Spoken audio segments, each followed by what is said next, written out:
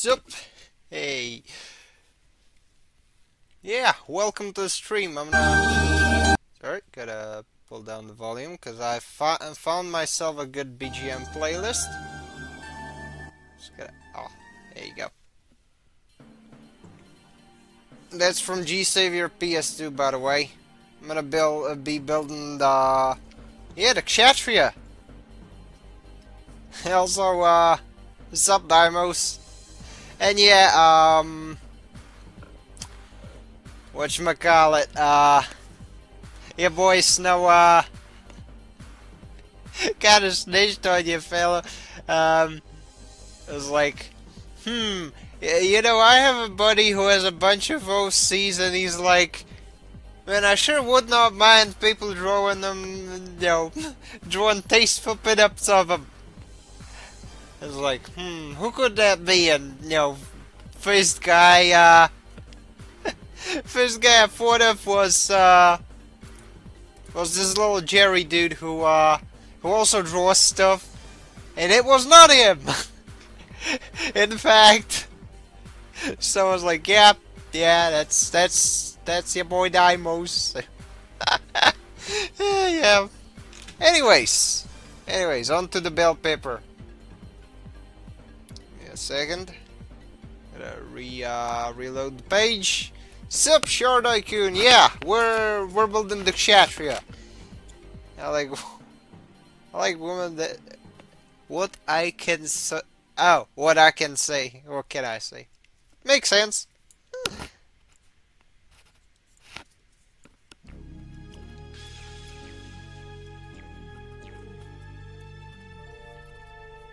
Pretty keen on the fairer sex myself.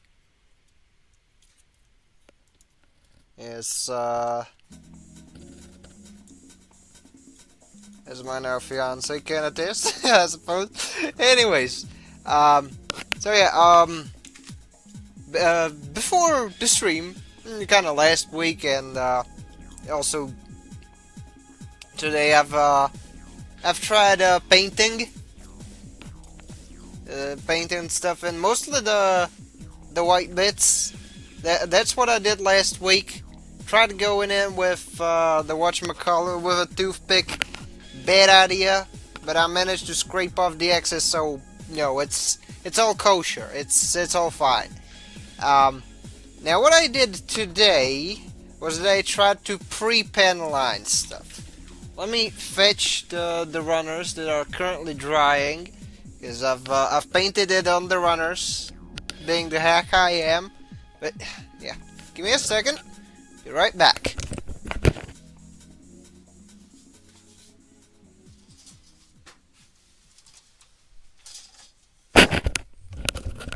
Now, as you can see, wait, it's not there. You can see this is basically what I painted in. I gave these these leg parts. I gave them a second coat of paint. It looks nice already, and it's starting to dry, which is nice. Secondly, I painted in all 24 funnels, by the way. Pen lined the back bits, and pretty much painted in the whites on the front bits. I will still have to paint in the black dots once the paint dries, so that's gonna be a pain. Anyways, and might possibly have to give those a second coat. Here, thruster bills, those got painted, and also the feet, the bottoms of the feet. I mean, went with white actually, cause whenever these are colored in, I saw them being colored in white, so I was like, you know what? Fine, I'll go with that. Although, the convention for mobile suits is red. Yeah, another reason that I went with this color is because I didn't want to, clean my brush halfway through. It's best to leave it for the end, I suppose. But yeah, I've been pen lining, I've been color correcting. It's looking a lot nicer. Yeah, cause the sticker sheet that you get with it is very deceptively small, and it will lull you into this. It will lull you into this like sense of, oh yeah, that's fine, that's manageable, that's all right, you know. This is the sticker sheet, and it's like these whites they go onto the legs. The these fugly black and white ones, they cover the arms, and yeah, well, you know, for what it's worth, at least my crappy paint job kind of looks more weathered, so I guess that's fine. Anyways, Sharadai-kun. I was working on some enemy design since for my story project. One of the villain groups is literally Temu Blue Cosmos. Interesting, interesting. Blue Cosmos, I don't particularly enjoy as villains, although like their bio CPUs are at least interesting in a way. Since, you know, they're just walking token atrocities. It's like, oh yeah, we see what the Titans and the Fetties did, and of course Axis Xeon did with cyber new types, and it was absolutely vile and, you know, reprehensible. How about we do it, but worse? That's kind of their shtick. Anyways, I will now pull up the manual and let's see. Yes, funnels. Banana links. Do not care about banana links. Banana links is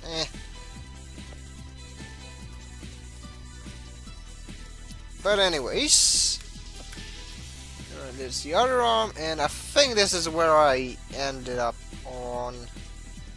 Yeah, pretty much torso assembly, forms and such.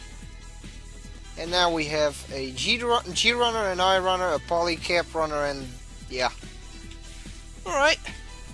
So I put the box on the bed behind me, so it definitely helps, you know, streamlining the whole process without fucking up my table space. Which, yeah, was smart thinking on my part. Let's see. I need one more green D, and should be it for the leg assembly. Also, pop the shuffle on. There we go. Alright, should be fine. And, yeah, we ball. Another D, and that moved the wrist. Now, where are we? The leg assembly, i.e. the legs that are currently drying, so fortunately, these are all in recessed areas. I will have to give this this one more coat. I will have to give the other leg one more coat when when it dries, but at least it's all in the recesses, so I don't have to be that careful about, you know, touching it. But yeah, let's see. The paints I used, by the way, were enamels. I do have some left over from back from when my dad wanted me to try model planes at some point, and that was fun. Build a couple, but it eventually went nowhere. But yeah, now that I'm painting Gunpla again, it's a lot more handy for that. Now let's see. I should probably get my impromptu modeling knife too. Um,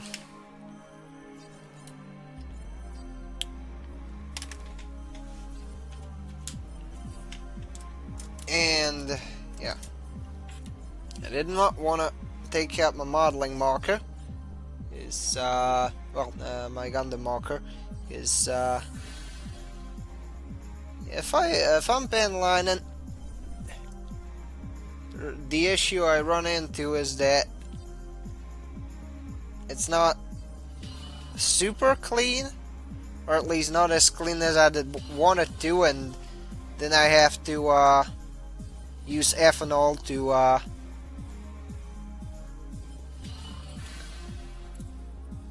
make the to get rid of the excess. But yeah, admittedly I should have improved my little haphazard setup holding the camera. It's not tall enough to capture the whole table, but I'll make do. So basically, just gonna do all that in advance. It's bound to save me some headaches later.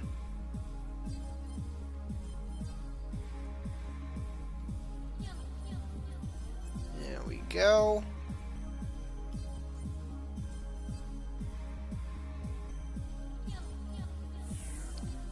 But yeah. And yeah, lots of happenings this week. I've admittedly been holding down the fort. Been very busy with the upkeep of the house, in fact. But aside from that, I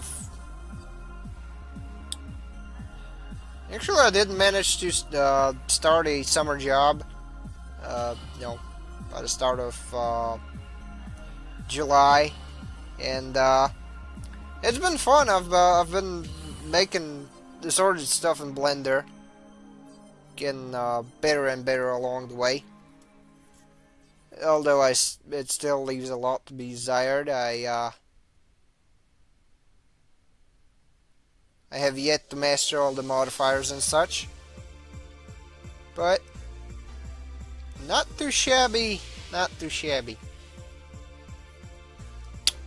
This I will have to, give a few off taps with rubbing alcohol.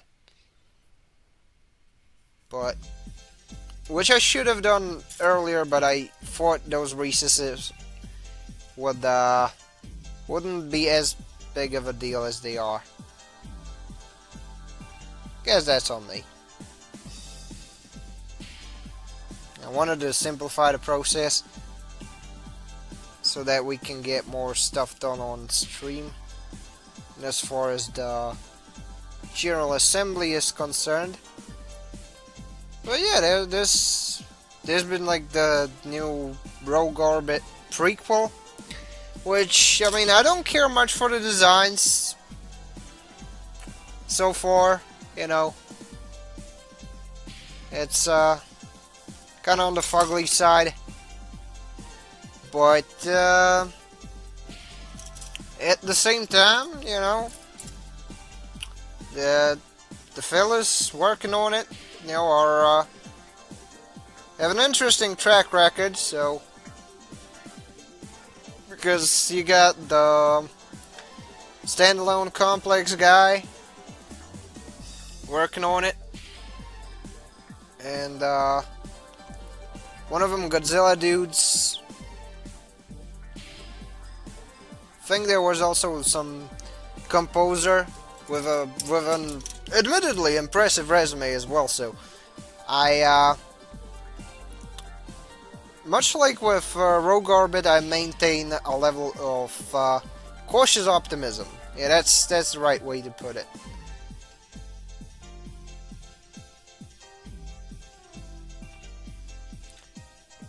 Another thing I've managed to actually unrelated, but I am segueing into the topic anyway.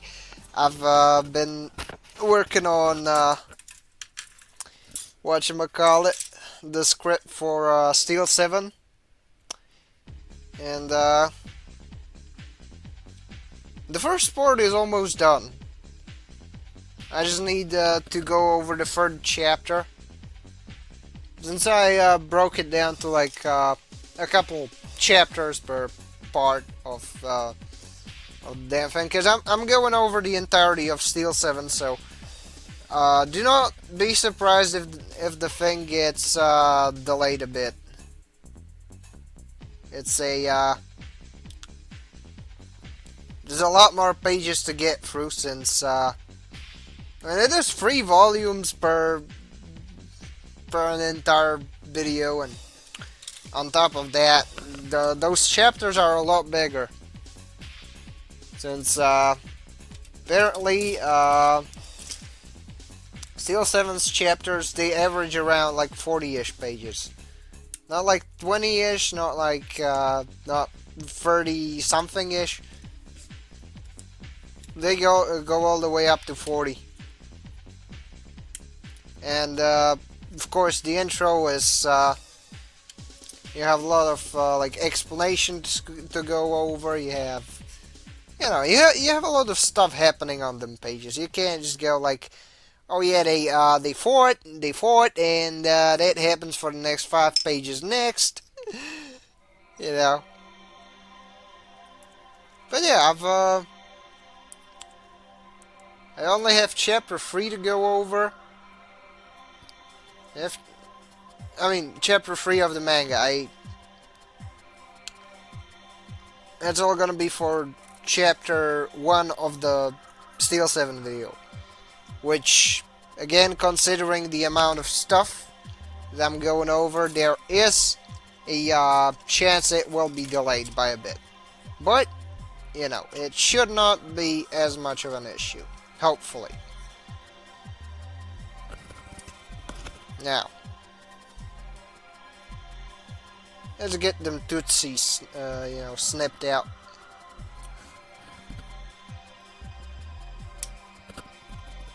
That's one big foot.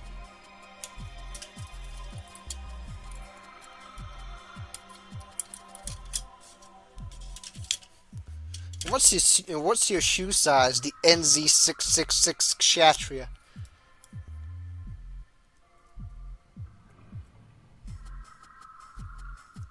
You know, funnily enough, there is actually a mobile suit that has the stupid brain rot number in its model name. It's the Shell doll. I checked. I still do find it funny. Report to the ship as soon as possible. Oh, you mean in Mass Effect? Yeah, I should have. Because admittedly, I've been doing a lot of a lot of side questing on the Citadel, trying to get Dorsch early on. Another thing that I've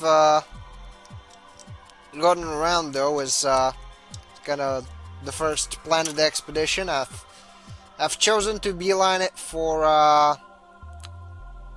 the Asari scientist chick that will be tagging along on the adventure as well. I think her name starts with a T. I forgot her name. Sorry. No, not a Liara. Yeah. Need to hit that max level. Yeah, that too. Also, the surveying is a lot simpler than with Mass Effect 2, which is nice. Yeah, I've been playing Mass Effect on my off time. I didn't have much off time, so I did not get very far, but I was playing ME1 I have time, and it's pretty fun. You know, it's got bits of space opera, but honestly, to me, it feels a lot like Babylon 5. If anyone in the chat has watched that show, great show, by the way. One of the dudes involved with its production also did a really good run of Spider-Man. J. Michael Straczynski, I think that was his name.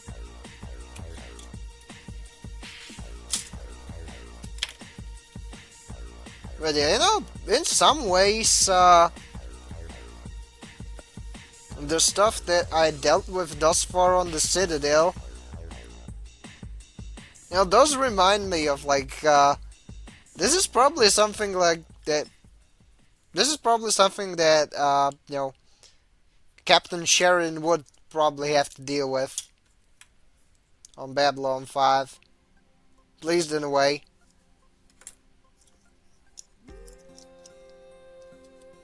You know, little conspiracies, little petty crimes,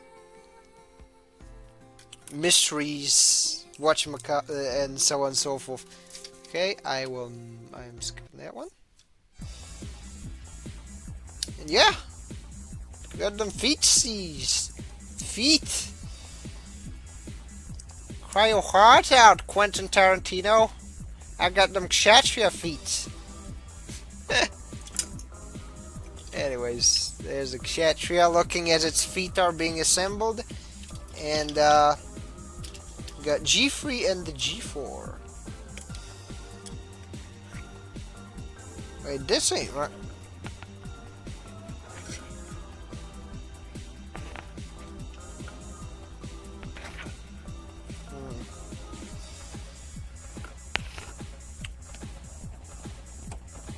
Oh yeah, there's two pairs of them.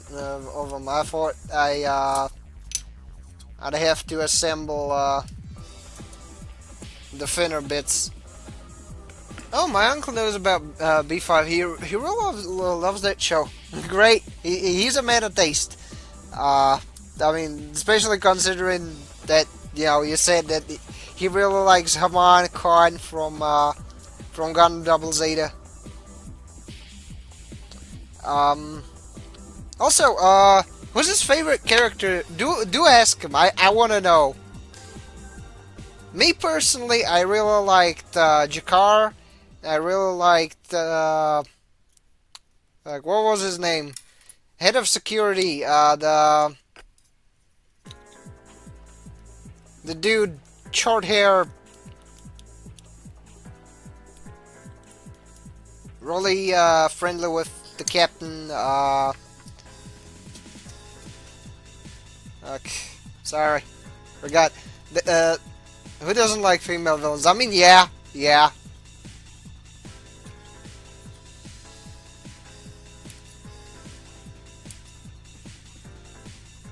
As you put it, Sif, the more villainy, the more henchman-y, the better.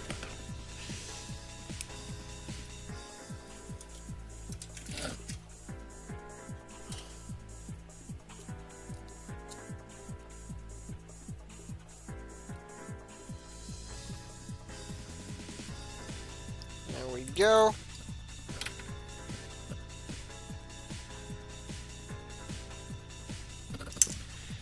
And yeah, I also got myself a copy of Snake Eater, which I have my King Ninja way set in stone. I ain't nothing to gonna change it. I mean, understandable. I still maintain that that Resin is the best girl of Shark's Counterattack and the Universal Century as a whole, but yeah,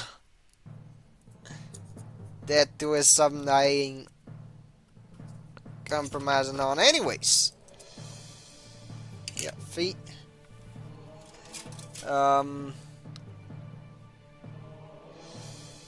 Sure, it's going to be eating them snakes. Yes. I'm gonna be going up to later, and it's gonna be like, What a thrill with the darkness and silence through the night. Yeah. Of course I'm gonna be, fighting Ocelot. He's gonna say, like, you know, them reload times, they're so exhilarating! As he's reloading a pair of, Colt, I think 1873s? 75s? You know, Colt Peacemaker, single action army. Chambered in 45 long Colts.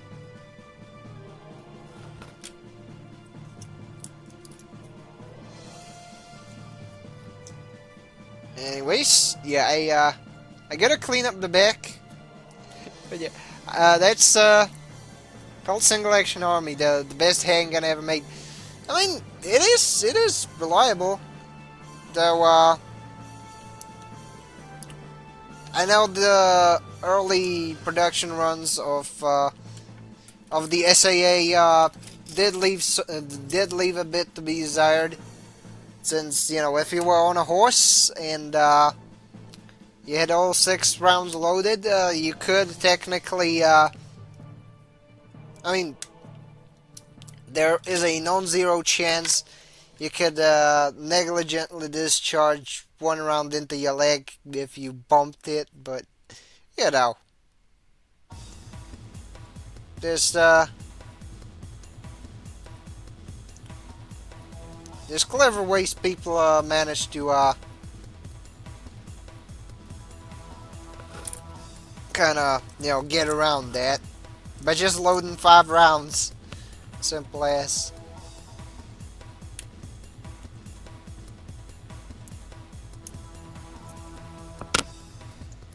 But yeah. Now, personally, I'm kind of partial to the M1911, the Browning high power, and a bunch of the Wonder 9s, actually. Like the CZ75, for example.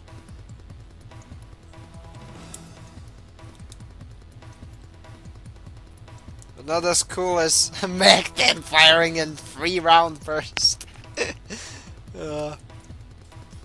Yeah, a select fire open bolt weapon truly is an idea. You know, I half expected it'd be it'd be something from Far Cry 5 or something, because that's another game where the Mac I think it's either Mac 10 or Mac 11. That's pretty much select fire for some reason. Anyways, I kind of messed up. Not to worry though. I've got it. This part needs to go there. I need to get this one out. Also, I saw that incredibly cursed VZ61 Scorpion. Or, you know, as the Czechs would say it, Zoridna 60 Scorpion. Yeah, that's... I know Czech, actually. It's pretty handy. You know, being in the middle of Europe and all.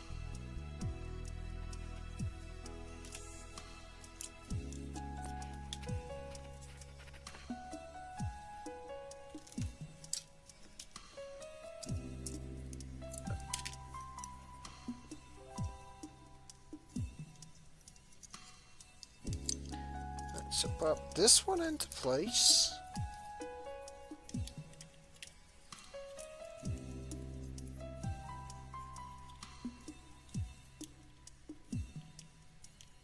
Okay, that's a very interesting order in which I am to place all these. So just click this one in, hit this one into place.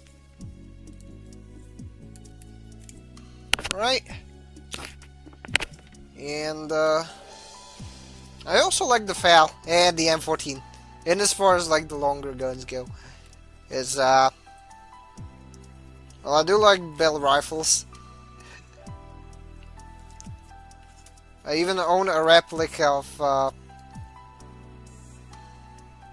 M1A with the M14's fire selector. An airsoft one, but it's a really nice gun. You know, I don't think anything is stopping RE8 Scorpion where it gets a long barrel drop mag and a Dragunov star stock. Oh no. Oh no, what did you unleash upon... What did Capcom unleash upon this world? It's, that's a horrid thing to imagine. Holy shit.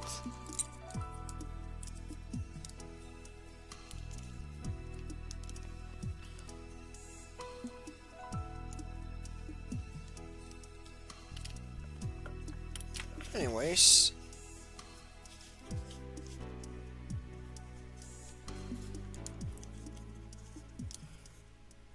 The 5... Yeah, I moved it properly. What's next? Next is another part I just have to pancake together. Alright.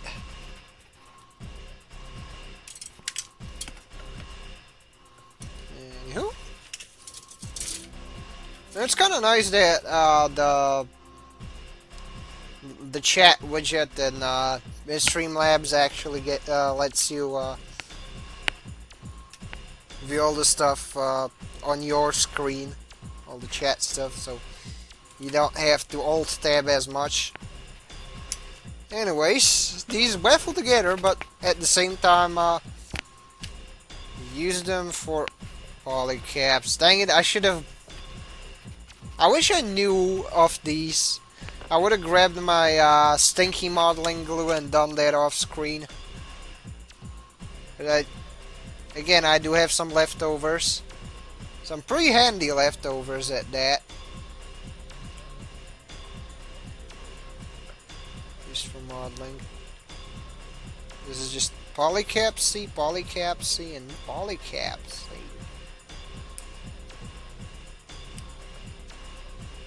At least you have the spike thrower and enemy free to look forward to. Yeah, that too. Yeah, admittedly, I decided to run shotguns. Although, you know, generally I just run whatever weapon I have equipped. I spend all the ammo and then, well, it's not ammo, I spend all the, you know, I overheat and then I switch. I overheat, I switch.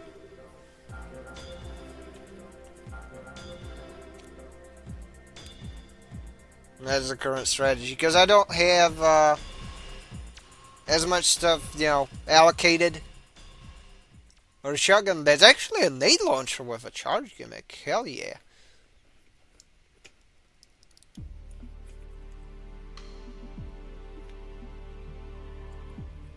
Alright, this part I am very surprised about, because usually when you have parts that, like, you know, get joined together and then and conceal a polycap, usually there's well, sometimes that gets fucky and you know, it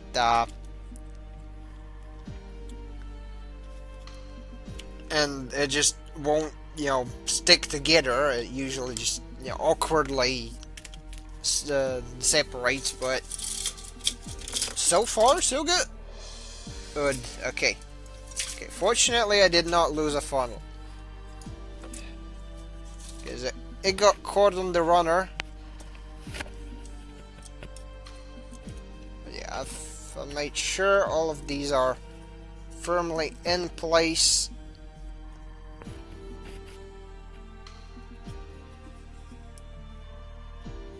And yeah, And there was I'm waiting for the paint to dry. Yeah, a lot of fun games to run through. At some point, I do have to dust off Gunmage though and get the remainder of the parts.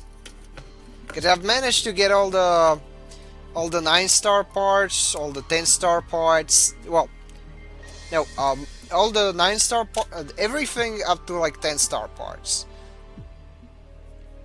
I still need to build a couple more things to complete that, but I do have the Legolas fully built, or the Legolas. I mean, the Japanese katakana is like Regirisu, but you know.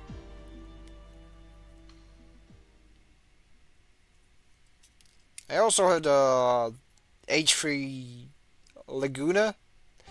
I know it's like written as Ragna, but all the documentation has it romanized as Laguna, which is kind of silly since, you know, it's a Temu dendrobium with funnels.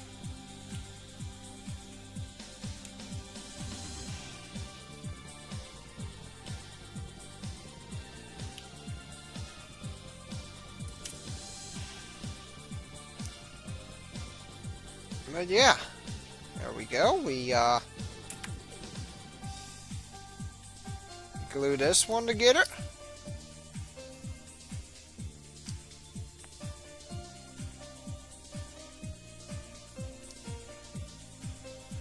And there's another bit. I got a chisel. Chisel off the excess. It's a very relaxing thing, you know, building Gunpla. Like once school was over for the academic year, you know, uni stuff. Oh oh, I'm such a dumbass. I forgot to put the polycaps in on the second one. Not to worry, my makeshift knife is good enough for leverage as well. And if not, I do have my flathead screwdriver to take care of things. But I was pretty sure I had the polycap slotted in. I guess I remembered wrong. But yeah, I got on to building the Zeta fairly quickly.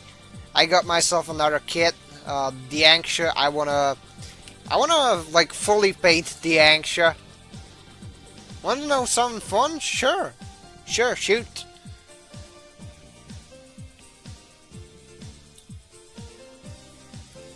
I have that same nipper. Oh, this red one, entry nipper.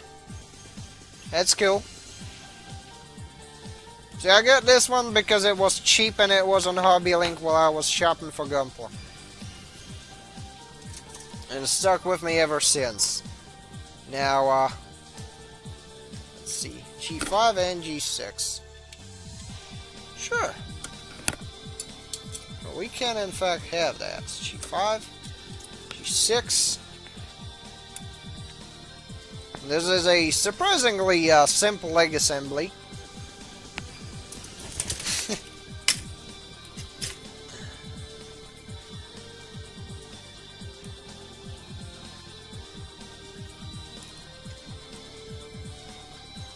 But yeah,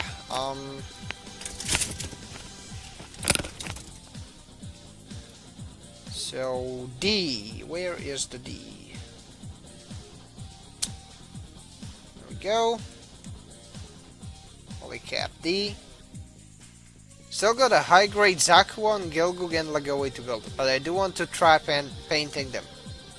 Dude, I wish I could have gotten the HG Gilgug.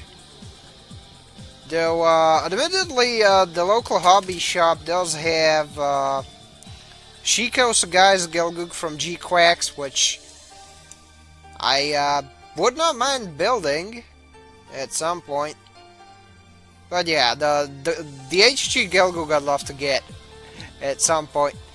But, well, definitely, eventually, definitely, because well, mostly for the cannon parts, and then painted, of course, in Gelgug cannon colors, because I like the Gelgug cannon. It was a fun support to play in GBO too, and in other VGA it was also great. So, I mean, in Senju no Kizuna it has napalm grenade. What's not to love, right?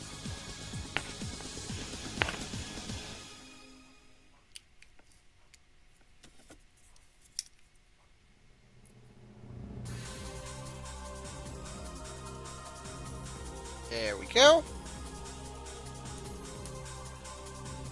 I personally don't like the G-Cox gym with the wrong name. Look, I understand. At the same time, uh, at least have one Gelgug. Shargug, Gelgug Cannon is a good follow-up in the art digging games too. Yeah, especially if you run the reinforced barrel in Gundam Assault Survive, since you can pretty much spam fire that one. But yeah, again G Quack's designs. Yeah, they do suffer from the you know. It's not a big truck. It's a series of tubes. School of Mecha Design. But at the same time, at like from a collecting standpoint, it would be nice to have, a Shiko Sugai mobile suit.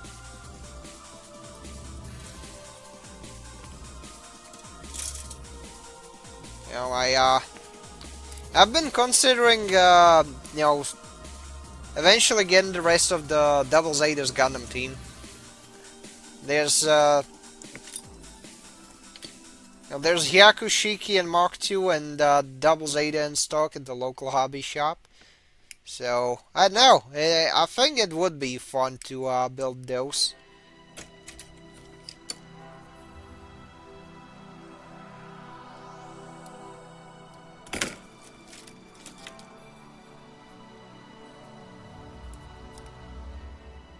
At least that should tide me in as I wait for that shop's high Gog order. I want to get a high grade Gazzy for some reason. They just have to make it. Yeah.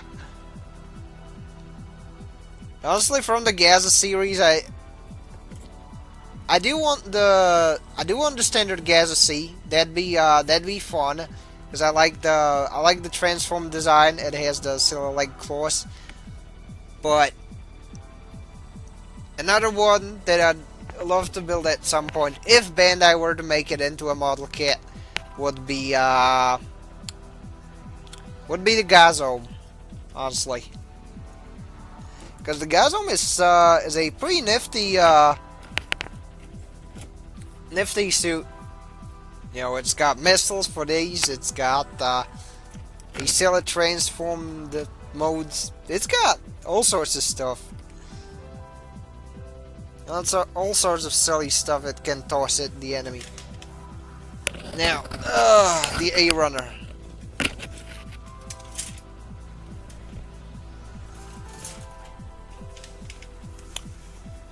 Though I do recall seeing some Japanese Gunpla builders kit bashing the old Gaza D kit from like the 80s onto the modern Gaza D skeleton. Doesn't look half bad, by the way.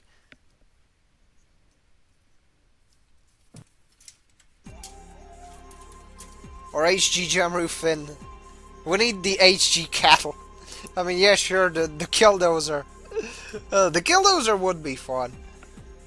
HG Jamru Finn. Honestly, they could probably do something really cool with the HG jump roof in, because like the old kit is a brick, but they had somehow managed to unbrickify the Gallus J. You know, it's still somewhat of a brick, but it's less of a brick now in its modern kit form. So, you know, it is possible for them to make a good kit. You know, this is not... I'd like to think the age of HG Tristan is far enough behind us.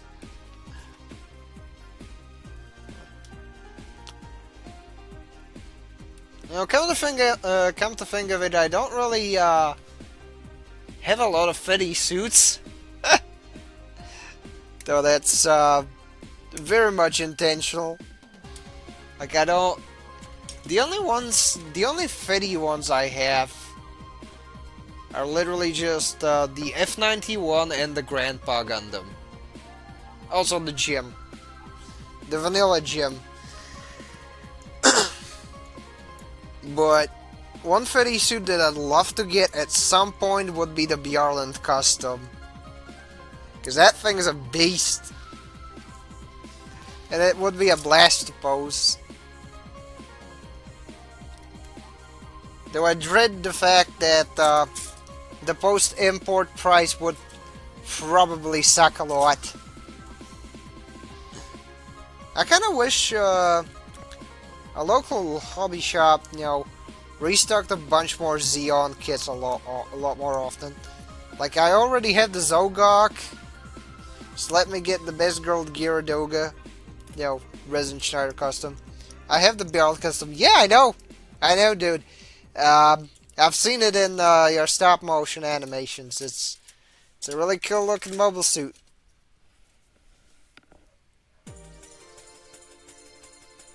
I really like the claws on it too. A D3 A7. Fortunately, I had penlined these.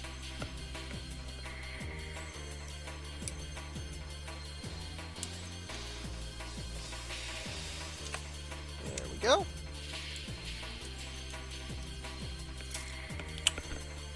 Yeah, the legs are surprisingly simple thus far.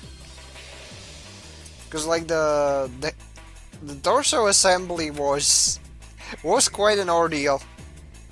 Because you have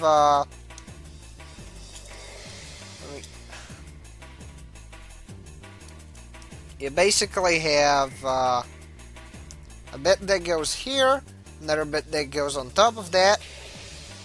Then you have this green bit, this bit. This is a separate bit from this bit. Of course, you have this one, you have this one, you have that one. Bunch of stuff. Also this one. I had to glue the green one, by the way.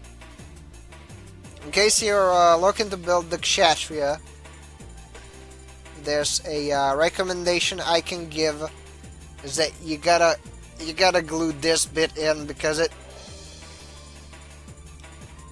you know, since it has a poly cap, it will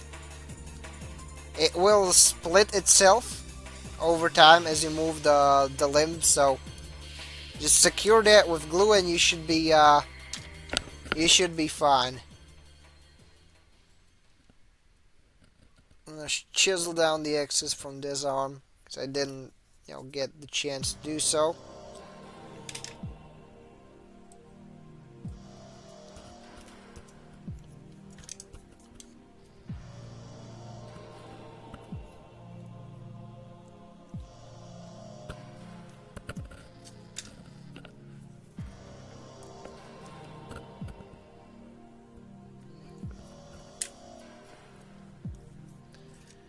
Anyways,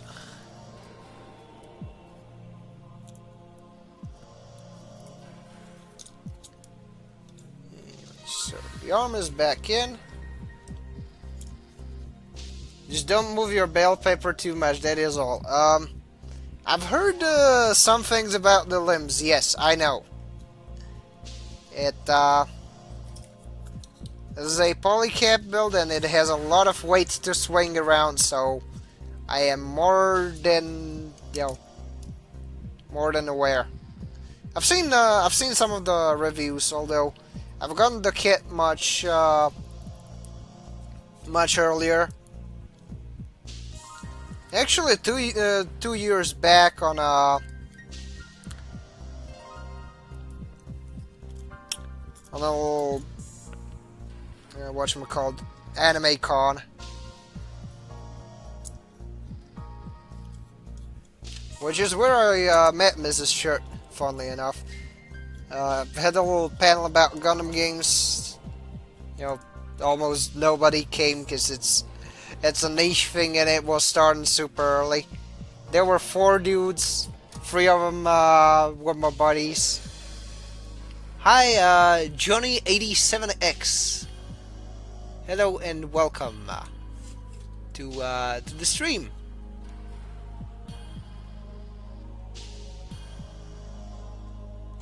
As you can see, I am building the bell pepper. It's a bit of a bummer though that the Kshatriya doesn't have more hand options. Would have been really nice. Hi Soka, hey Shirtlite, love this kit. Mine's real dusty now, lol. Yeah. Yeah, I've admittedly been putting off the assembly of this one. But now that I do have my Nendoroid Anya, I was like, you know what? Might as well build this one to keep the last company. Okay, so D3. Guys, are you going to buy the MGSD Kshatriya? No, I am not. Frankly, if there was an MGSD Hygog, I'd consider, but there's I don't know. I don't like the fact that you have to put in a lot of elbow grease to make MGSD, to make standard SDs work, and the MGSDs are expensive enough to where you can just get yourself an MG, and even an older one,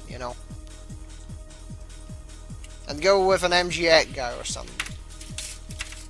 If I had to get an MG, either that or a Gyaradoga. They're not painted blue. I mean the Gyaradoga, not the egg guy. I would actually sue another shirt,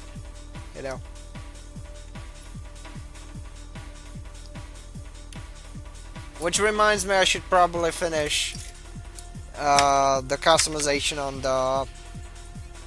on the current shirt guy build shirt.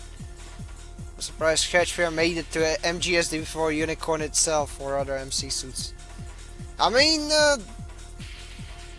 there are already like Protag suits in MGSD form.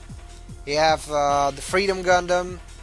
You have the Barbados. Obviously, Wing Zero, Endless Waltz, and even the Destiny Gundam. So, the one thing that would be really cool to turn into an MGSD would be the Crossbone Gundam X1 full cloth. I'll try the Ariel if I see it at a good price. I mean, fair enough. I do have my favorites, admittedly, and a lot of them are either mostly HG or have not been printed for a long time. and so on and so forth. Though, one thing surprisingly that surprisingly only has an MG and I really like is the MG Zaku, well, is the Zaku cannon. But yeah, getting that one for a reasonable price in my neck of the woods. Uh, Even if it were to get a reprint, which yeah, it's a bummer. The RE100s were fun. I hope those do get some sort of a reprint soon. It's like the Ifrit Kai. The Ifrit Kai would be fun to mess with.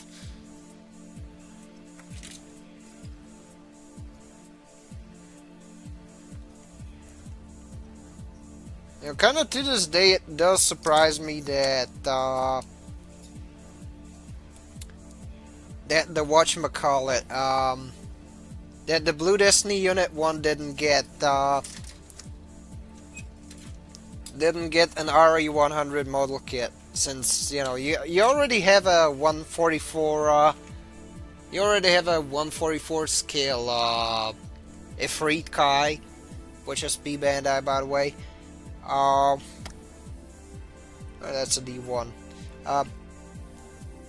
And I mean, it only makes sense. You already have 1/100 scale ground Gundam bits. You already have 1/100 scale, you know, ground gym bits. You know, it can't be that difficult to adapt that.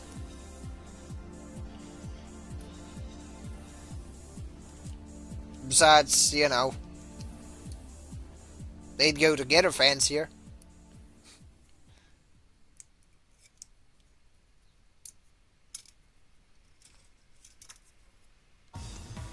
Which, oh, I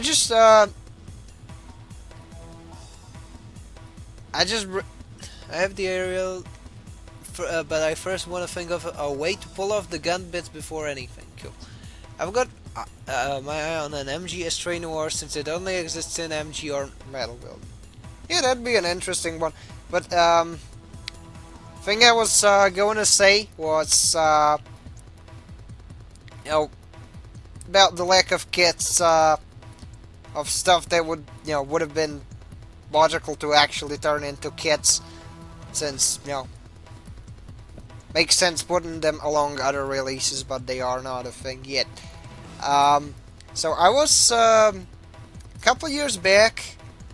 I was in Japan, right? It was fun. I wish I wish I were a bit less socially awkward, a bit more talkative back then. Because right now these days I'm a lot more outgoing, and yeah, because I could have asked one of the dudes in the arcade how to set up a 4-player local match, so I wouldn't have to fumble with the menus. I could have tried asking a dude at the Gundam base Fukuoka in my broken Japanese about whether they have a high grade Vincent Gleisner custom Gyrodoga, which I was trying to get for my friend Steven of the Midnight Hatter channel. Didn't have much luck. I guess that color variant was a limited time release. And yeah, another thing that I kind of missed out on, sadly, was beach volleyball at Fukuoka Beach, which, I mean, towards the end of high school, I was getting really good at volleyball, so it could have been fun. But let us not dwell on that for too long. It's generally not prudent to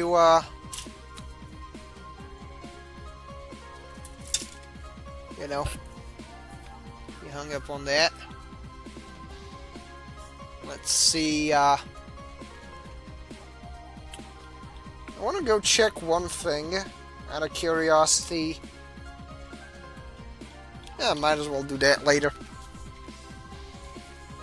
Yeah, I was curious whether the foot vents. Let's see. Yeah, this thing, whether this thing is color accurate or whether, you know,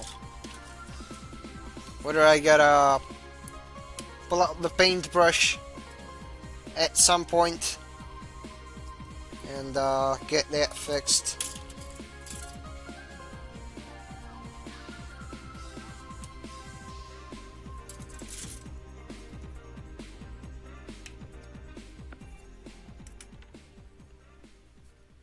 But yeah, that's gonna be white bits for legs. What do you think of the new Gundam anime announcements? I did go over that a bit earlier on in the stream, but if you want my 2 cents on it, I do maintain a level of cautious optimism, because like, the designs for the Gundams I didn't care much for. However, the staff that was announced to be working on it, I have very high hopes for. You know, it's one of the dudes worked on Standalone Complex, another one on a Godzilla show, and there's a bunch more. So I reckon they can definitely get it done and get it done properly.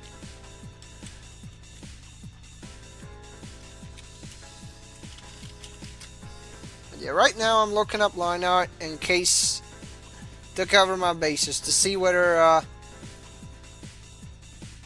the rear vents on the back I gotta color correct.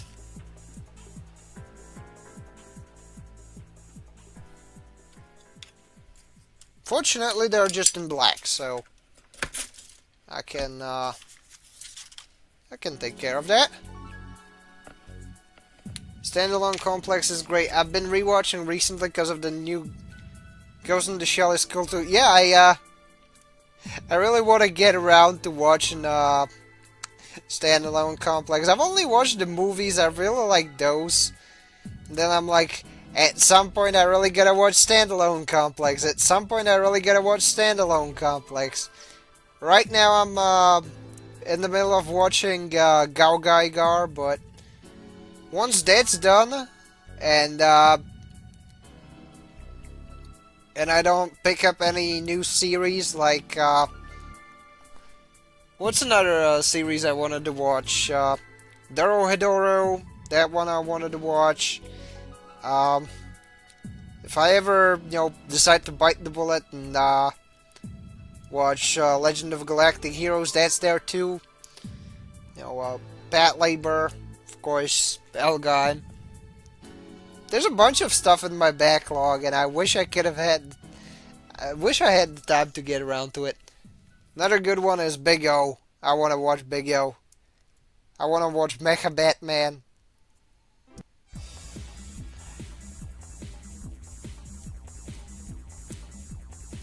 That Labor's real fun. That's nice. Aren't a bunch of the designs in there, them engrams and such, Izubuchi's work?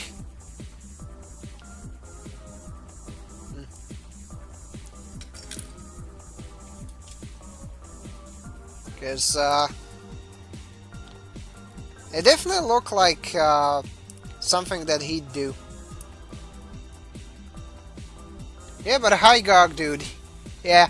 Izubuchi has a bunch of cool designs under his belt. Like, you know, the Zuda, the Hygog. I like the Hygog a lot. The new Gundam, which I do not care much for, but it's still a cool design. The Zissa, the Gallus J.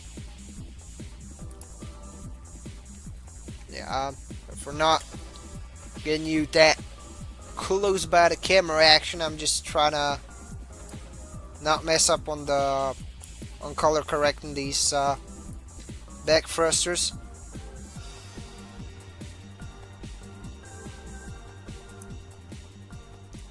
One of the downsides to painting that in with Gundam markers is that it will rub off if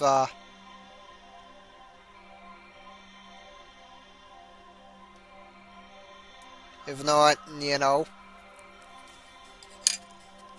it can rub off easily early on, but at the same time it's enamel based, so it will hold on for quite a long time. If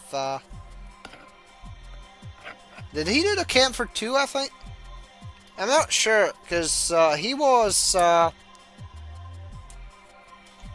pretty prolific in his work on 0080.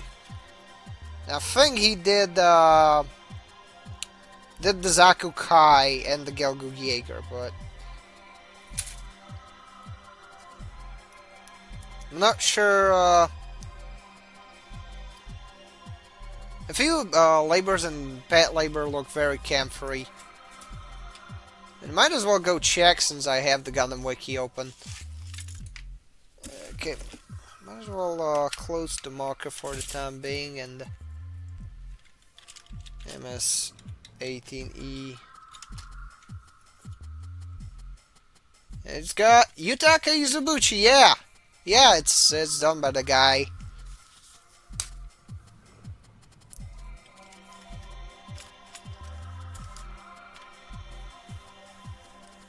One thing I really like about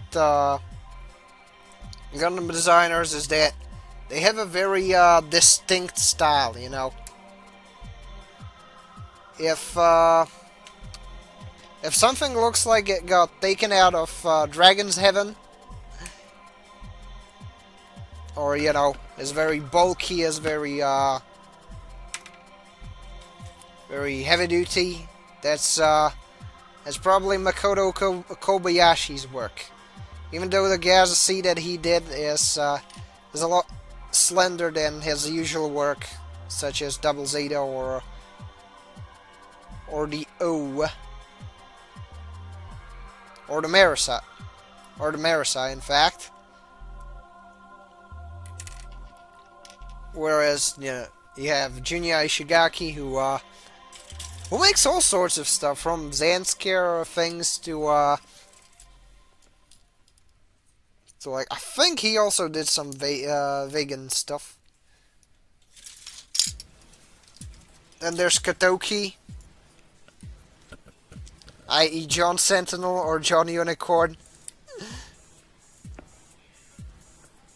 also known as the guy who did the Tall Geese.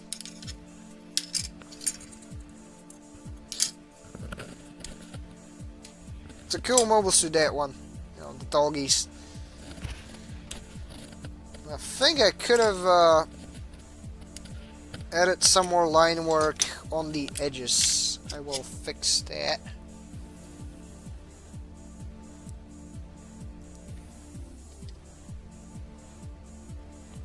One thing that I do find very interesting is that the GM2, like the base GM2, was done by Kazuhisa Kondo, and it looks nothing like a Kondo design. Now, it's not fat. Its proportions aren't like, you know, aren't like super outlandish. It looks like, you know, a GM with a few extra steps. Just build my Sea Gundam? Felt every bit of Katoki in it, on it. Yeah, he did that one too.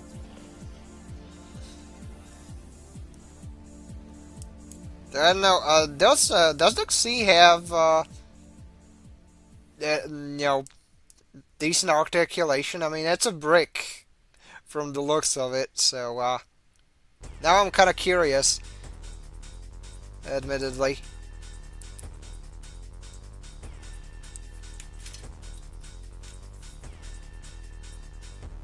Because usually when you have a super bulky suit, like the Zeku Wines, for example, that one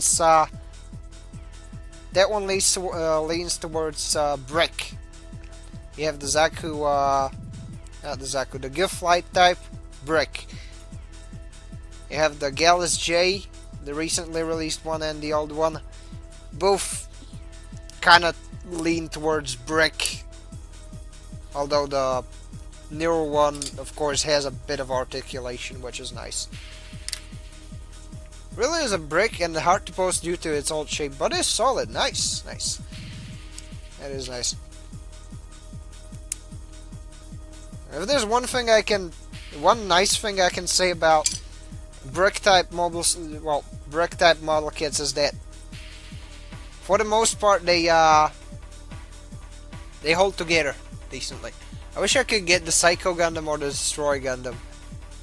Dude, I wish I grabbed the Psycho Gundam kit when back when it was on stock on Hobby Link. Holy shit. That one was like close to 40 euros there, but at the time the shipping was reasonable, so I should have went for it. Now the shipping prices on the JP stuff, depending on the website really, but they've gotten a bit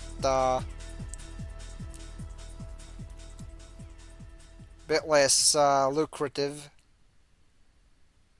to put it lightly.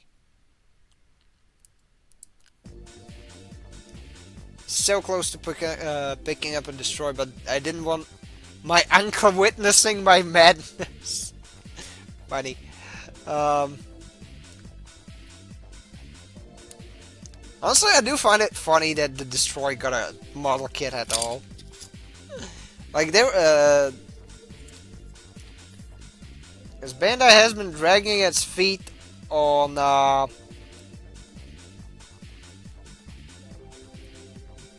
reworking the seat kits for quite a while. Now, sure, we have the Protag suits ass kits, the entry grade Strike is pretty much a more color accurate version of the Strike, far less stickers than the HGCE Strikes. So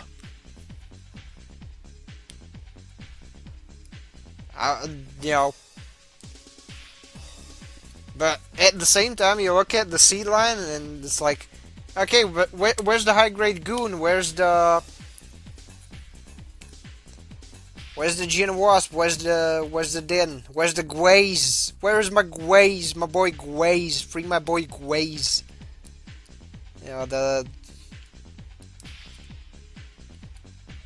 And the other stuff. Should have been the HG subs. I mean, heck, how many years has it been since the Freedom has gotten a kit? Where's the Revived Justice? We got GIF ignited randomly, so I've got Copium for HG's CE Zack Warrior. Gwaze forever stuck with no kit. I mean, it's got a shitty no-grade kit that people have been reworking on their own time. So, at least there's that, but it's like close to nothing. Honestly though, with the Zaku Warrior, I think I've got a bit more optimism. Reason being that, basically we've gotten a bunch of, part molds that got reused later.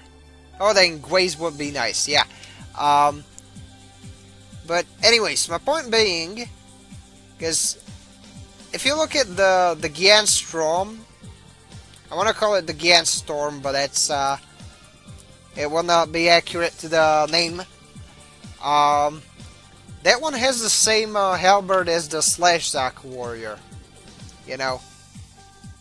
It also had the Slayer Whip arm parts. And lo and behold, in within a couple of years, we've gotten the new GIF ignited. So you know, here's hoping we get more stuff. I'm guessing the second we get the Revive Justice, you know, we'd have more. We'd have a part precedent that Bandai could use for the high-grade Gways.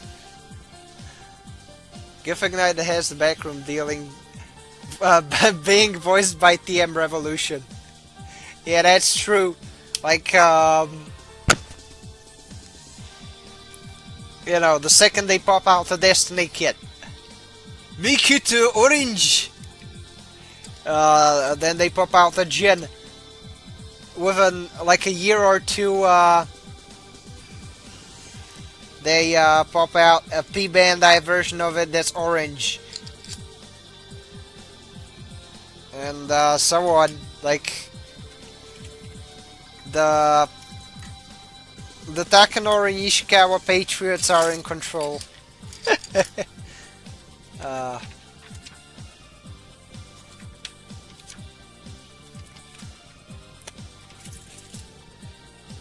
Honestly, a revive of oh yeah, give us Miguel's Jin. I mean, Miguel Armin's Jin has a masquerade. That's the one I meant. As the P Bandai one. But yeah, let's see. D7. It's this one. So many little parts.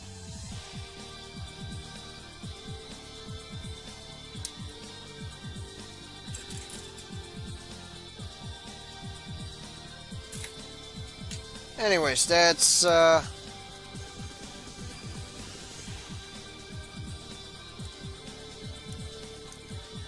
why does it have a thing there?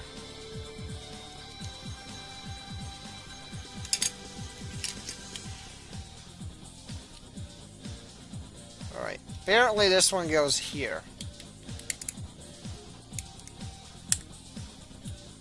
Just looked it up, looks good, yeah!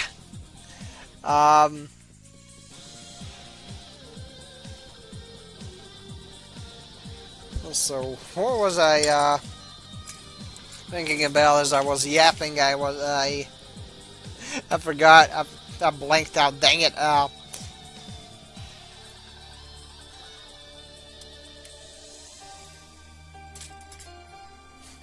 honestly, seeing a model kit of something from Gunpla would be nice. Then again, that is my not so subtle Jurag cold climate type of bias showing. Or a modern savior, that would be nice. That's a nice kit to have. Or just, you know, if they were to do a revive of the Seed Zaku, and didn't they just recently announce the HG Versago and Ashtaron? Yeah, I know about those, but it's like,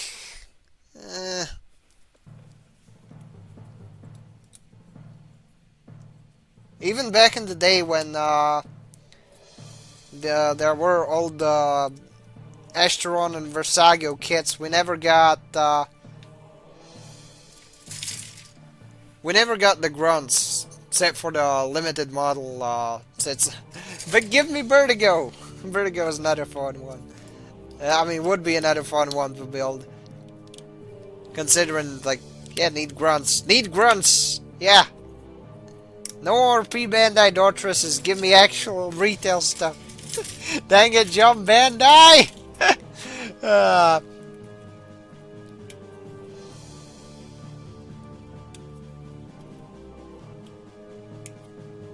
But yeah, as I was saying, I thought it would be nice if, should we ever get like a revive of the Zaku Warrior? I got the other Dortress, but not the normal one. But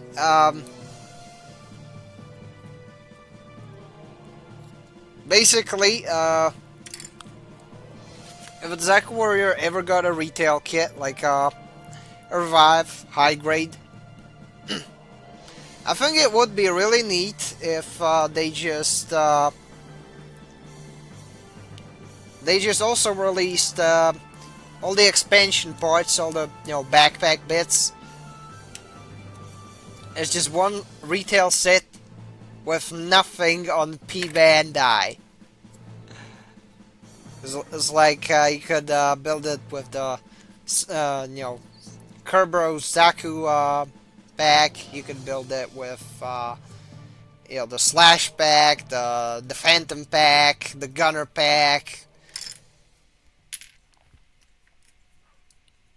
Maybe with the Noctiluca Zaku pack. Hell yeah, that would be nice. Could you imagine that?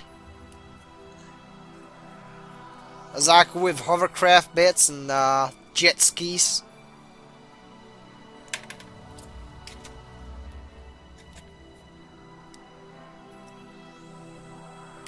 But that is very much copium on my part.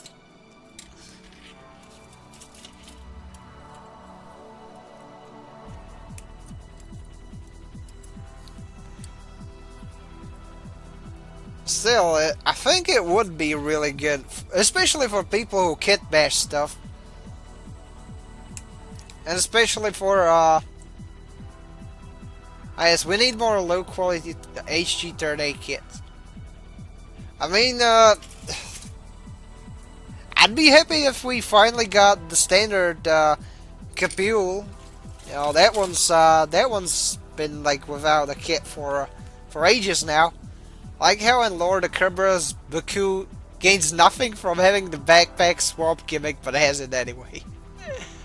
That is funny. I mean, it can technically get stuff. It can technically make the maintenance easier. The Kerberos Baku, I mean.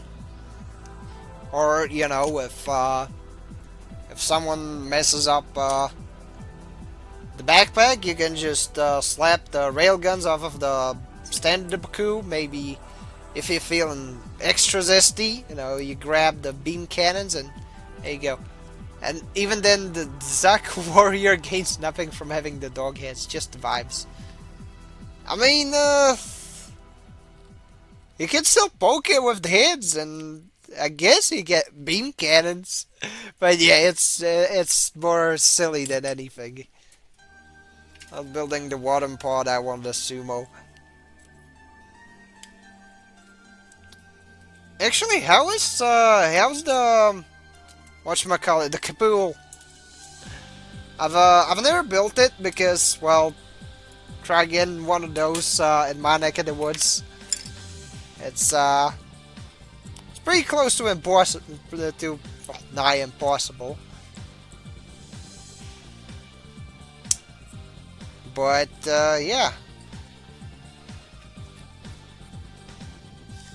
Know how it works? The old Baku railguns don't use the Strike Gundam Strike Backpack gimmick. I see! Oh, that sucks, Dad! Oh no.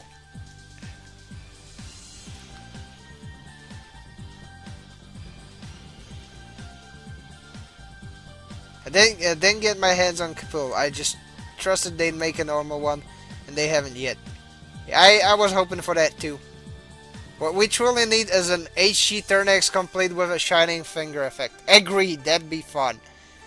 Or with the silly rope things it has. When the hand opens up.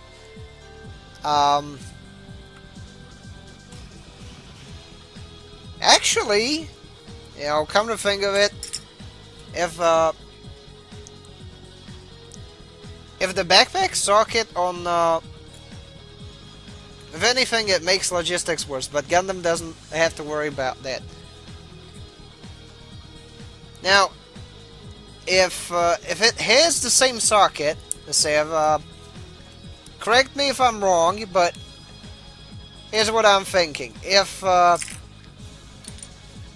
Kerberos Zaku, well, if the Kerberos Baku Hound has the Zaku Warrior socket, then, it doesn't have the hands. Could it technically equip the Zaku Phantom's, the Blaze Zaku Phantom's backpack? Because, missiles? Question mark? At least it would have some equipment variants.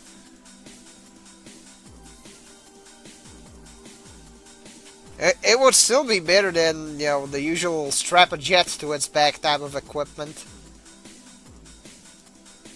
Which is a very funny phrase I've gotten from Micah's brains. Single-use missile. Meanwhile, Seed Dogo only having its blue variant and SD Advanced be like, yeah. Single-use missiles, I suppose. Oh, single-use missiles and a booster that works better in space. Oh. Oh, damn. Okay, never mind. Still, it's better than nothing, I guess.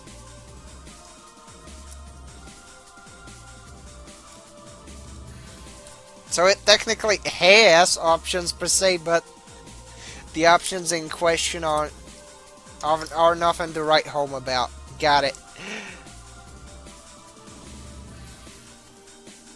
Let's see.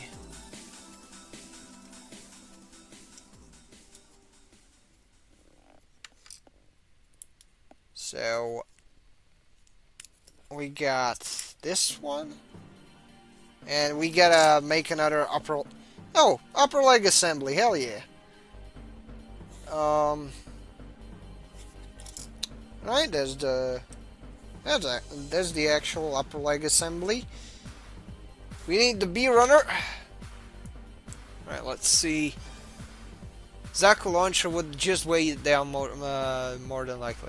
I swear I've seen a Baku with the Blaze Wizard. I can't find it where.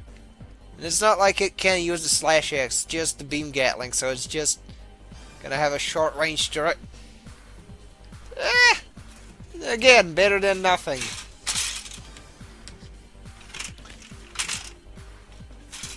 But yeah, it's funny that it gets like fuck all. It's like it gets next to nothing, to be fair.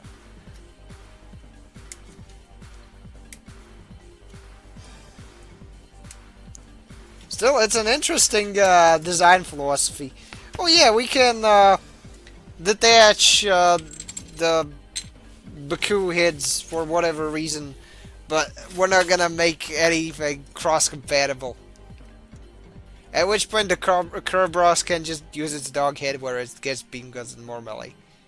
Gains nothing from sharing backpacks.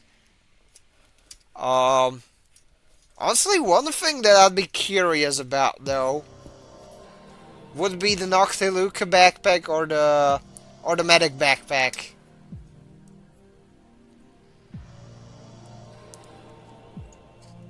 Because those are wizard packs. And they do not require hands to be used, Both the medic backpack and Noctiluca backpack. So I mean, if you wanted a fast Baku, Kerberos Baku, I guess you could go there with that. Question mark? What else is there? I mean, the Dom has a wizard pack. The early production Dom Trooper, the one that has. I don't think the Screaming Nimbus thing is. Not the Screaming Nimbus. The whatchamacallit. The Mirage Color. I don't think it's stored in the backpack. Oh, never mind. but the Dr. Luca backpack would be pretty hilarious to have on a Kerberos Baku. Not practical, but it would be funny. Let's see.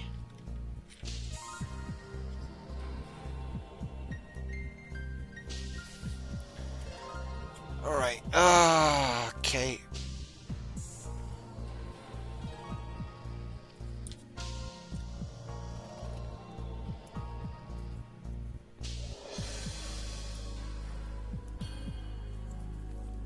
There we go. Let's chisel down the X's again. The wizard pack for the normal Dome Trooper is just a tiny thruster backpack and a beam saber. Yeah.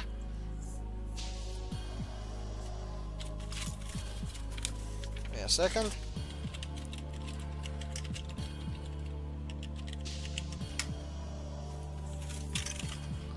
There we go.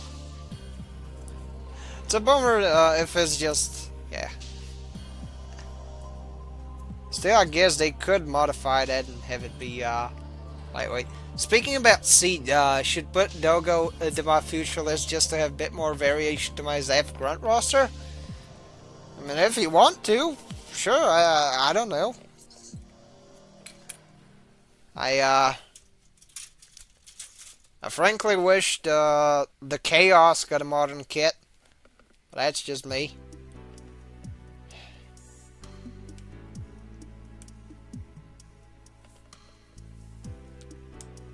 Which Chaos would be fun to build if it ever got a better frame. If you can find a Baku or a Lego 8 kit, yeah. I don't know what the situation is in regards to reprints of seed stuff, so yeah, I suppose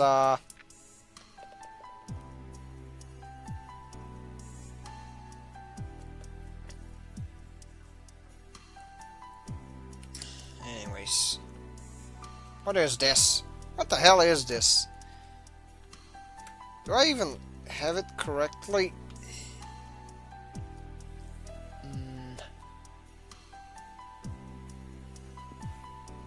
HGCE Chaos Guy and Abyss would go hard. Yeah, it would. Wouldn't it? Because, I mean, the Impulse already has one. Has a modern kit. The mid-season upgrades, you know, Infinite Justice and Strike Freedom have kits. So why not, you know, why not the initial Pre-Stooges Generation 2 from Seed Destiny? Okay, so the Proto Dome's Wizard Pack is a handheld bazooka with a feed system. Dang it! Okay, then I remember wrong, but how about the Noctiluca though? It's that could be used, right? You know, high mobility backpack. Still something, I guess.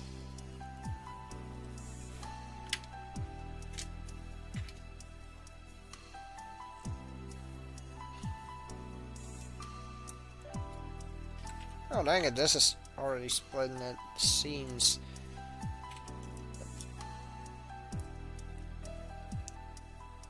Anyways.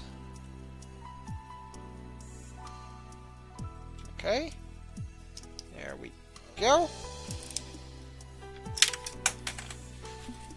And those seam lines on that. Fuck. Part dropped on me.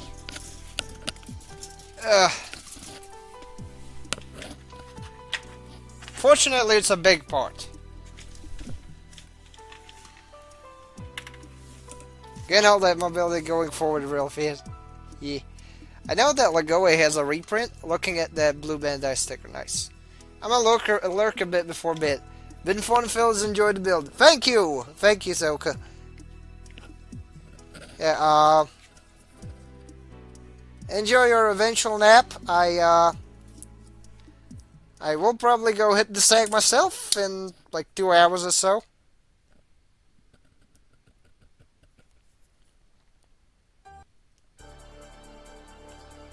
There we go.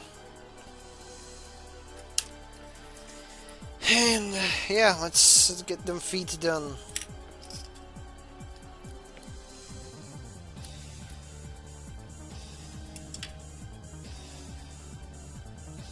So what's this do?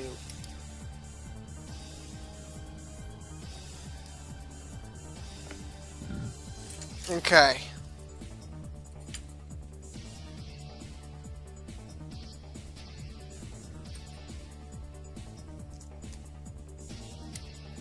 So you move this thing, this fancy flappy thing, into here. There's another piece.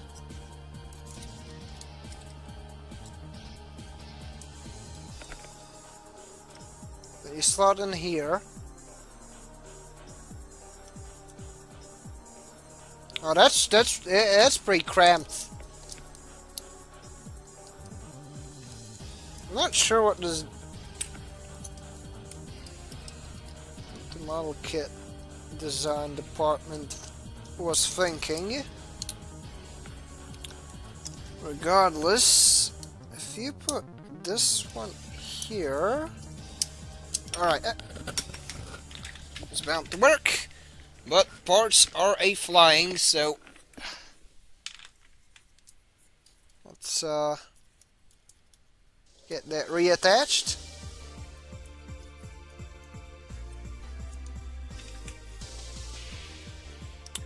Maybe I just have that plugged in incorrect order. Yes, I do.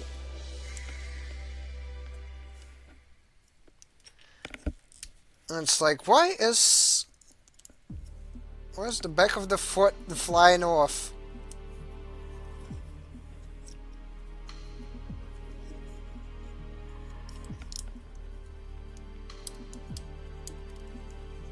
Who knows, really?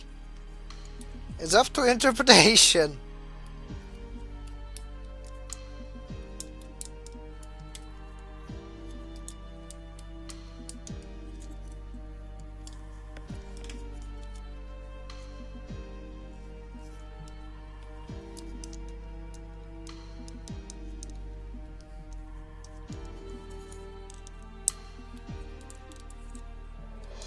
There we go, and if I...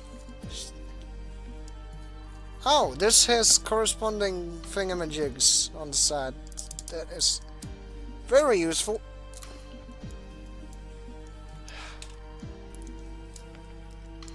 Very troublesome part, though.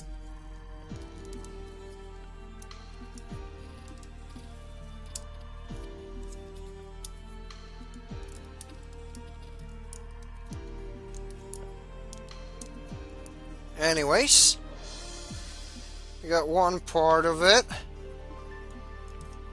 And we get...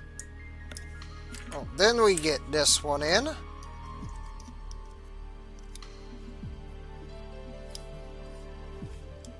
Oh, I gotta get them in at similar times.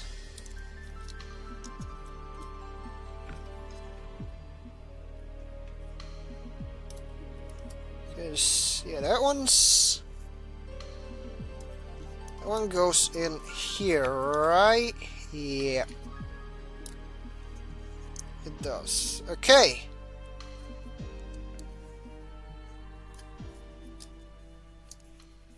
Okay, and there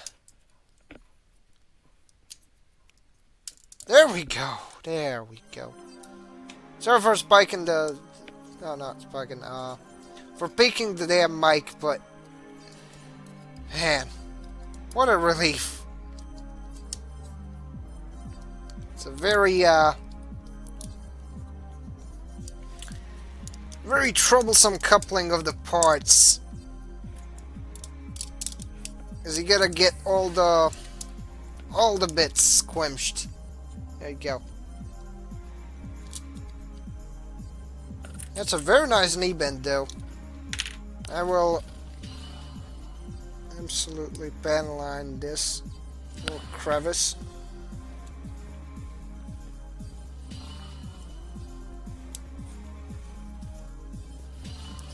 There you go.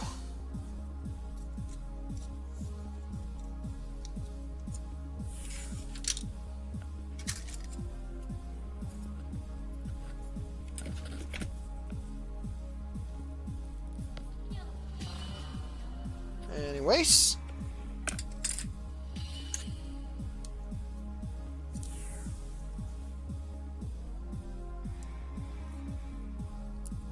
There we go.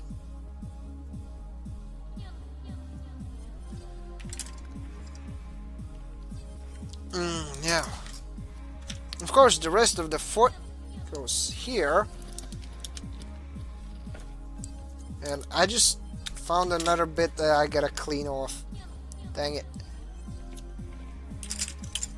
But, there we go, that's a big ass foot.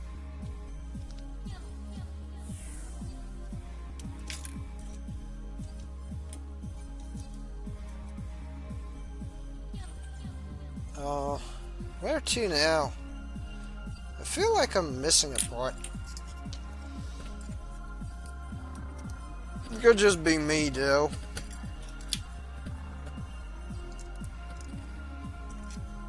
Like, this obviously goes in here, right?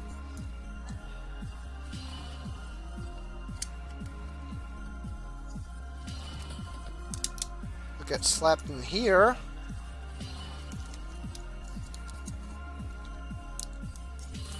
If I separate this a bit, there you go. Managed to slide that one in as well, and that should definitely simplify things going forward. As you can see, I can just slap the foot there back into place.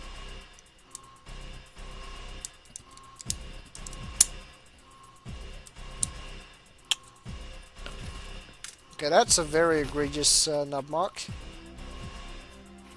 No, it's just a bit of excess plastic, fortunately. It was like over here. I just swept it. So there we go. Put the foot on back foot, of course.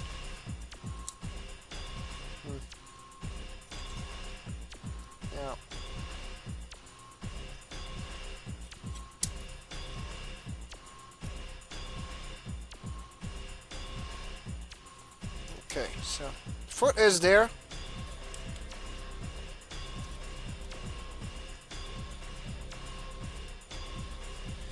Anyways, okay. Where to now? The H runner, of course.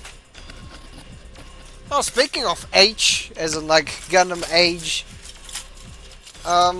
you know, despite me not being particularly fond of a lot of designs there, I kind of wish the whatchamacallit, the Sheldo Rogue got a reprint these days. It's like the Pirate MS and Age are really cool.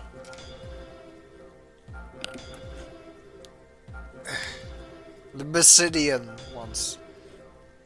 Because they can't be Obsidian, they have to be Basidian.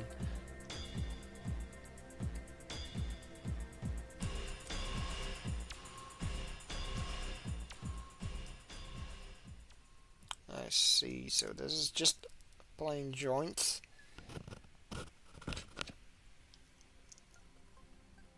I gotta clean off the bits regardless. Anyways, what is... No. There we go. And this part needs to be chiseled down. So there we go. Now, What's next? This thing goes down. Oh, that's stiff. That bend, I mean. Right, there we go.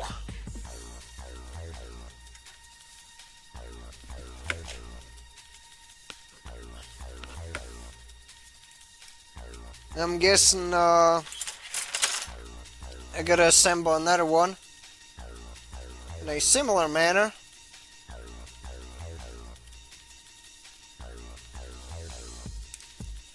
There we go. Now just separate the last two. It's like, there we go.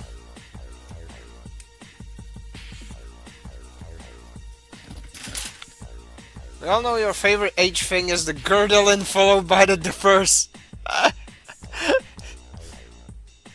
What kind of a degenerate do you take me as? No. No, hell no.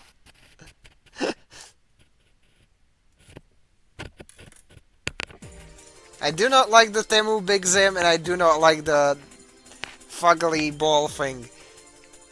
But they're still less ugly than the age effects. Like, I like the utility of the age effects when playing it, but I don't like the look of the suit. Because it's got too many shiny bits. Looks like a damn Razer product. You know, I don't like LEDs on mobile suits. I don't know, they never can trick me. Butt plug with arms that shoots drill is the best mobile thing design. No, from the vegan ones, I like the amphibious shit. That's all. Maybe the Danazine, but that's because it is one of the few ones that don't look half bad, you know, doing the whole dragon thing. But anyways, okay, we got the D runner. No, F-15 and F-14. I think those are jets, but in this case it's a piece of plastic. And you know what they say, life in plastic is fantastic.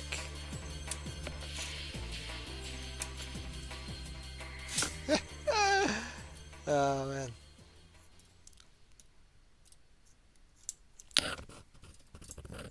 And I do like the greatest from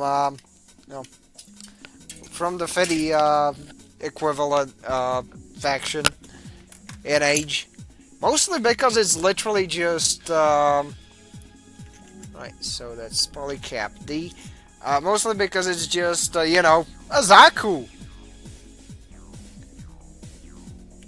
It's a thingamajig cosplaying as a Zaku. You know, can't really go wrong with that.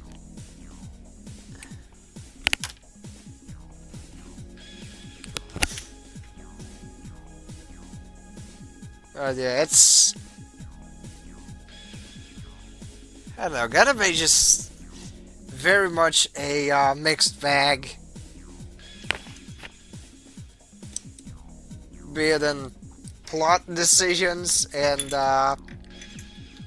world building and, of course, the designs.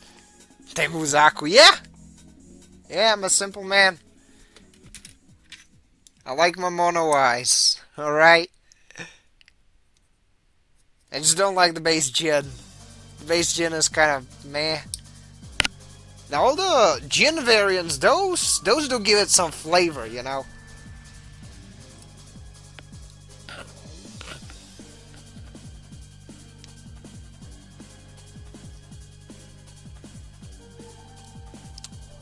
Dang it. Why must you be a polycap, polycap?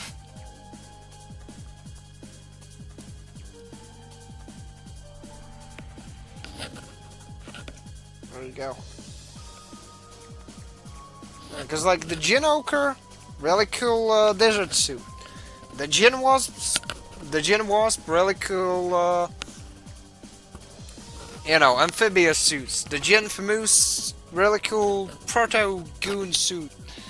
The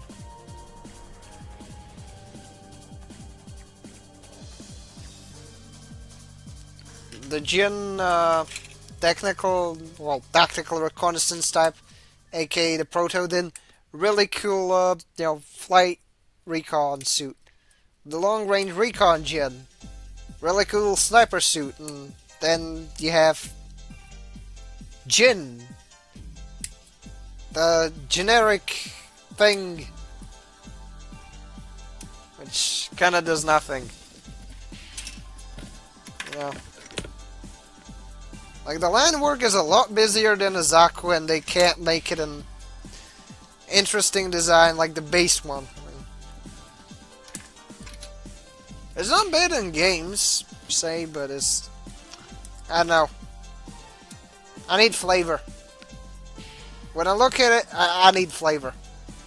I need to season my gin for it to be palatable.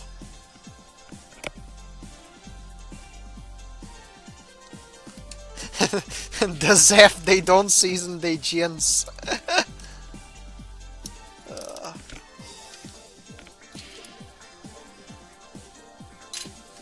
Shirtlands 2026.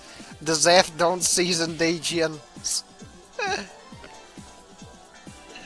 Generic, legally different Zaku, yeah.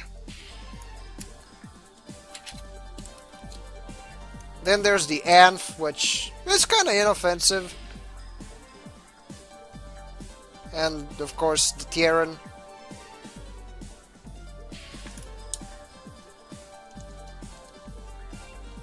Not much to be said about that one, though. I did like the Capel Coup in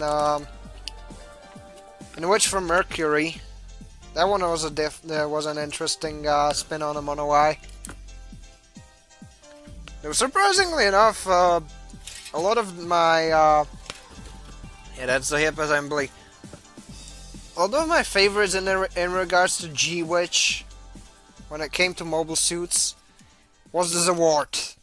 Were like visor wearing ones, like the Zawart, like the Ferret.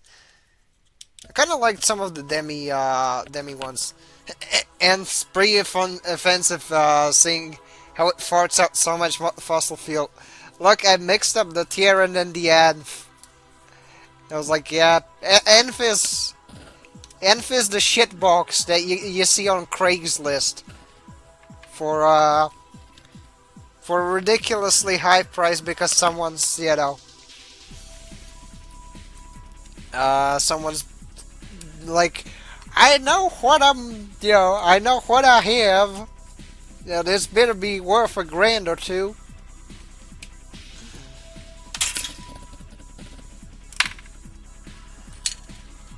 And he'd probably get a lot more for it on the scrap heap than you know, than anywhere. Period. If someone were to actually appraise its value.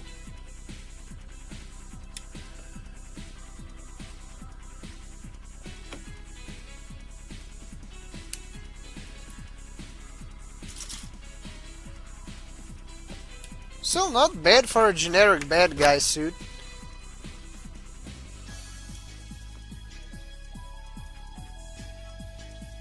I mean,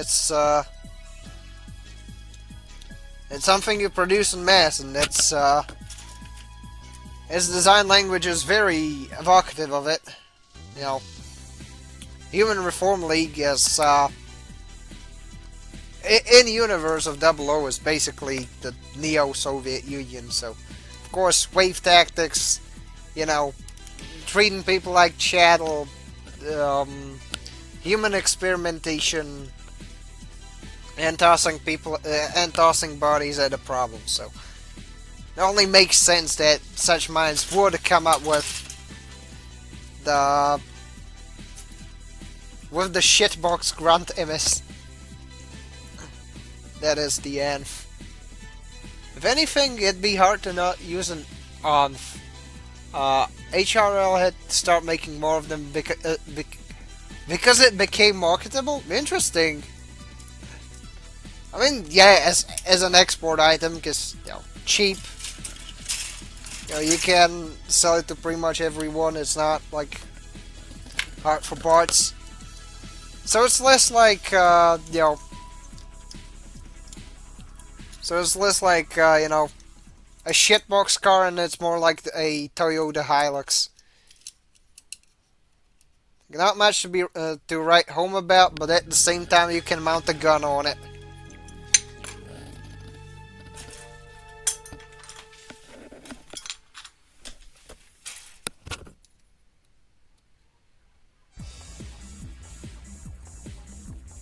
It's like the Soviet Union wanted to sell off their T-54s, but had to keep making them because people bought them up. Yeah.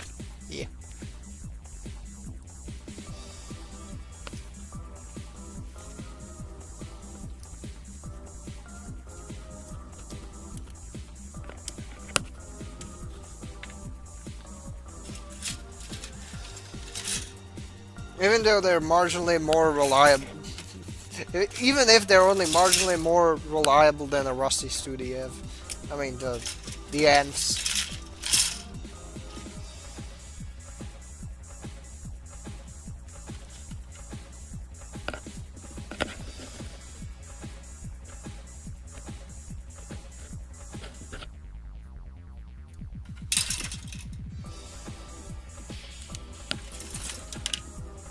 Anyways,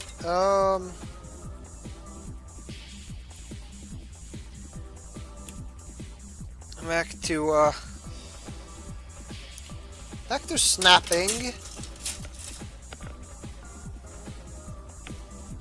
We have don't have that long to go. That is very nice.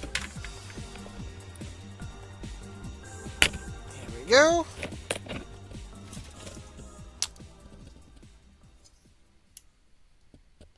Yeah, that's the growing piece.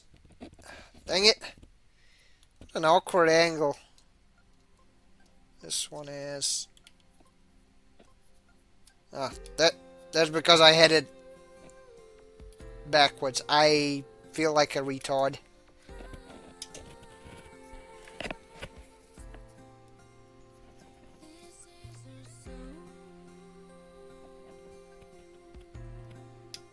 Okay. And we skipped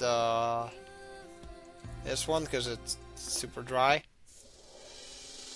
There we go.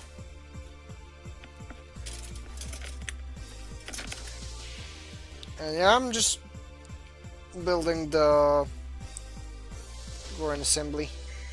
The chord piece. The chord piece, yes.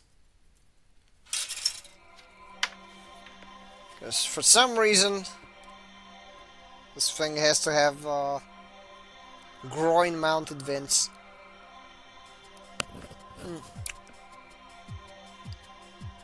I have successfully evaded, well, I have successfully avoided cutting myself with the damn thing. Because I was trying to, chisel some things down and went a bit too close to my thumb. Way too close for comfort. Okay, well, yeah, let's see. Got this piece. Plug that in.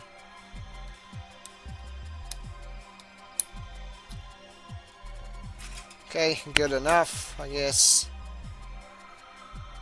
Snap that out. There we go. And I will have to clean off the excess marker with ethanol or something like that. I will get to it eventually. But now...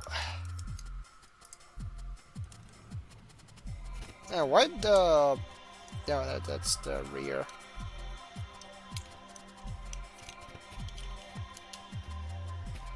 There we go. It's slotting in just fine.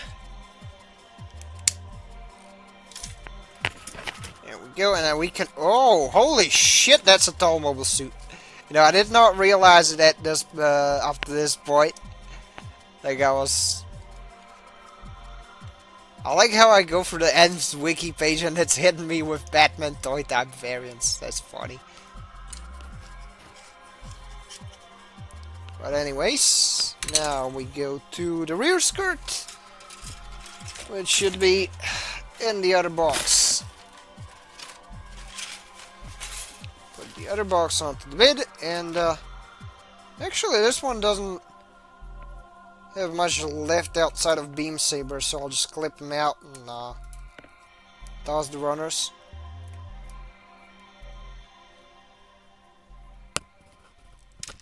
There we go.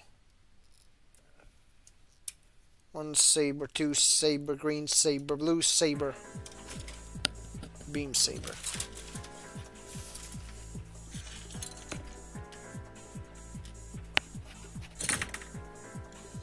Actually, there you go.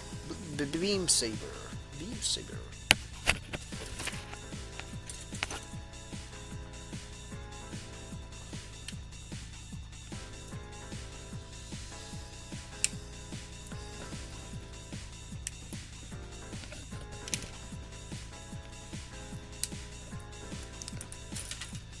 And we take another... Yes, you big. Yep.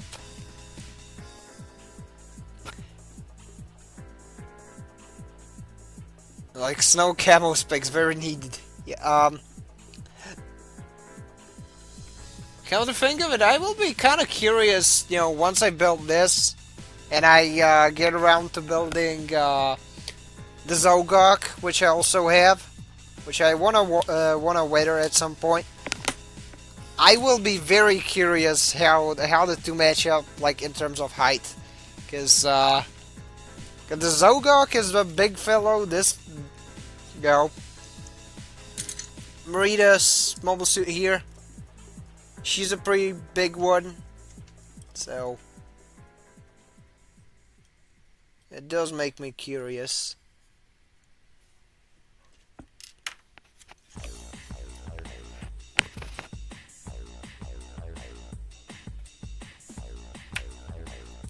There we go, shop. And there we go. Smooth, just need to chisel off more excess, and there we go. I'm more or less just stashing out away the sabers because I don't want to go get the Ziploc bag from downstairs right away.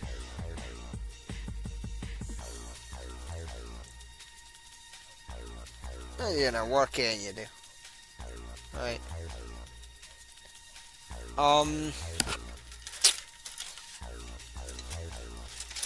And it leaves just the E-runner, the back skirt snaps because it's literally just snaps together from two pieces because it's literally just two bits of pancake together. Look.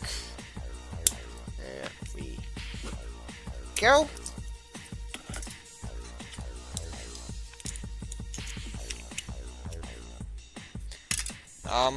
One thing I'm kind of bummed about is the lack of arm articulation. So, then again, you know, it would be hard to make its arms move without some serious techno magic shit.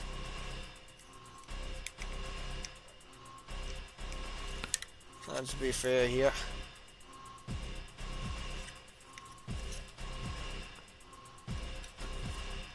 But yeah, we got the rear skirt, which is literally just this lobster tail. Because here at Principality of Zeon, we love crustaceans, especially the Zagoks and the Shamblos and the Hygorgs. Yeah, that was my marker falling. Okay. What else? Oh, another front piece. Because of course, who doesn't love a front piece that looks like a piece of a dried up pepper?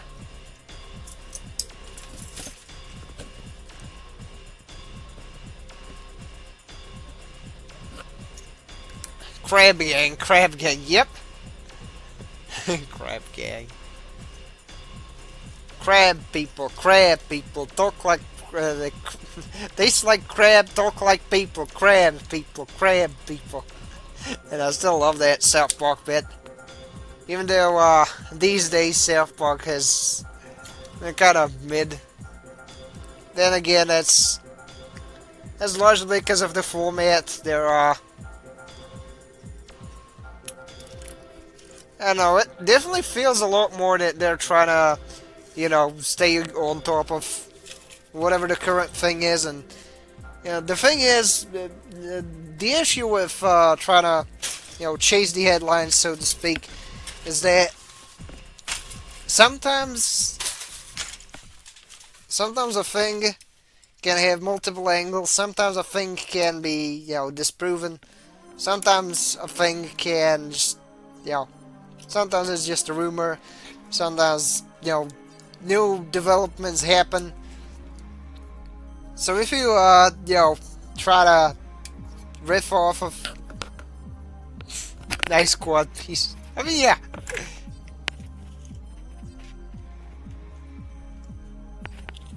It's a solid one, even though it points downwards. It's like this face fake flaccid. But back to the tangent. It's like, I don't know, very dry. Well, you know, I liked the more experimental period of the show, where a lot of the plots and such had more time to stew. More time in the oven for the jokes themselves. As of now, it feels like they're playing a checklist.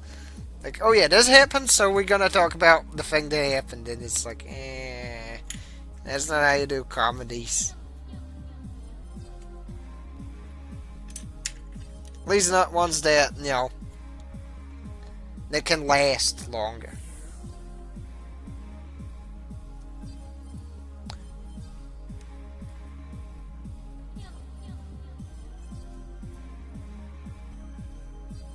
Because one of the big pitfalls of, you know, of trying to, you know, glue oneself to a set paradigm is that the paradigms shift. They change. Like the sands of time. And, yeah, MGS3 talks about this. But,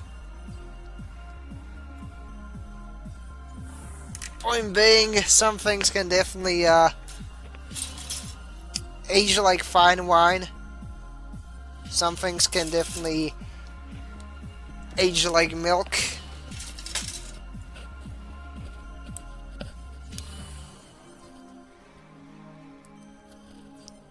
Like, for example, a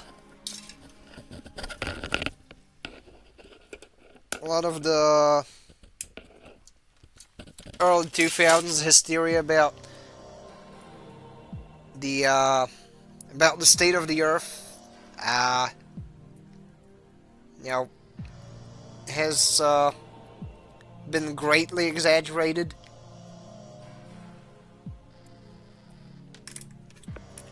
Like the people who were like, by 2026 we'll be all dead, you know, they were all basically the more modern version of Harold Camping, which was this like dude who was like, the world shall die in this and that year, and then it didn't happen.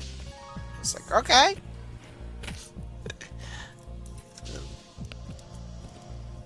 Some of the old South Park has definitely aged like both.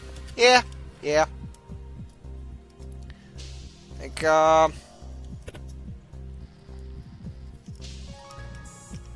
there's bits that are funny.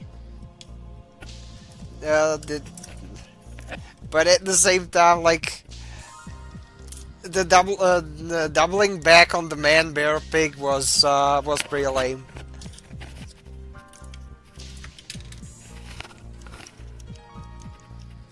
Especially with you know what we know nowadays, that that Gore wasn't the most reputable fellow. Anyways.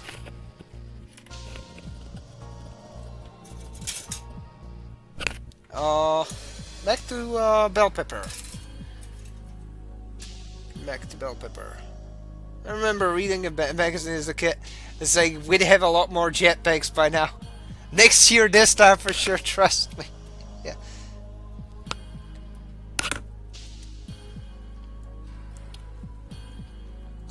One thing that I find very funny is that every once in a while, every few years, we get a thing about like this and that guy came up with a flying car, and then we just never see a follow-up on it again, ever. And I've seen like 2015 articles about like, this dude came up with a flying car. I've seen 2017 articles, 2019 articles. It's like, where is the flying car? If we already have one, then you know.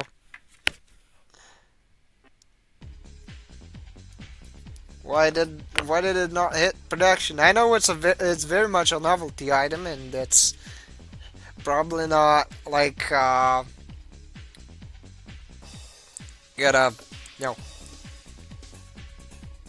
even broach the ballpark of affordable, but there's bound to be some some kind of an old oil baron in the over in the sandbox would be like, yeah, sure, I will buy 3 of these, and he just uses them at his continent, at his like island-sized golf course or whatever.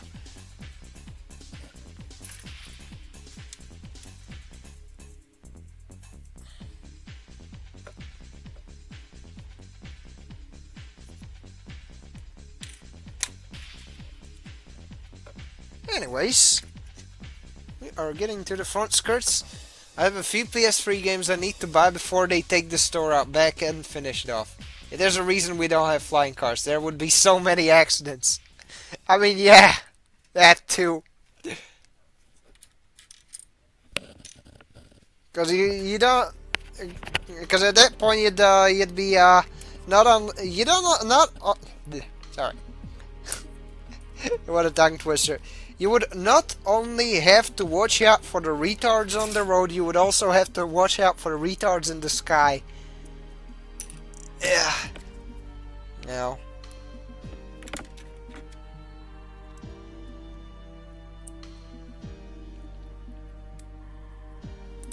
It's like, imagine seeing a BMW forget its turn signal and just falls on the nearby car from a 5-story building or something. Parallel parking would be a nightmare too. Anyways, oh, that's a really good looking side skirt, even though it's there very tight. Still, oh, okay. Not a big fan of how this thing holds the beam saber. This one holds it firmly. This one, it just falls right through. So what seems to be the issue?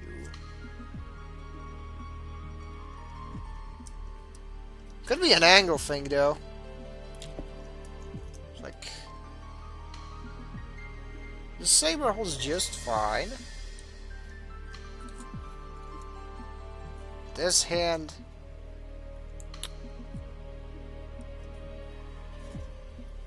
Yeah, it's very much an angle thing. Right. Anyways.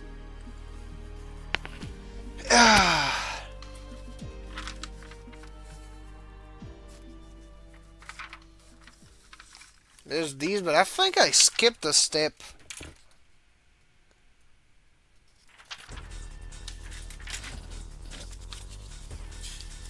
There should have been a backpack, right? Oh yeah. Of course the backpack. What year was the Nerve Gear in Sword Art Online supposed to come out? 22? Oh yeah, I think so. Funnily enough, there was one dude, like in early 2020s, I think.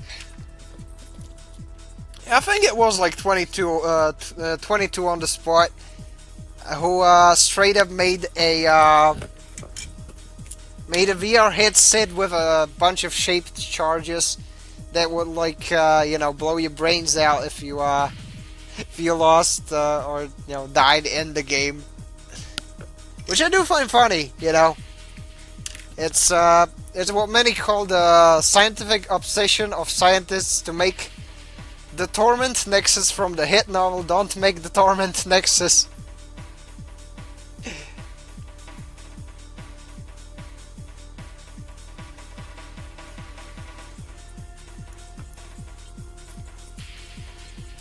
No. But, you know, to paraphrase Ian Malcolm from Dead Setup plus Elden Ring. Oh no.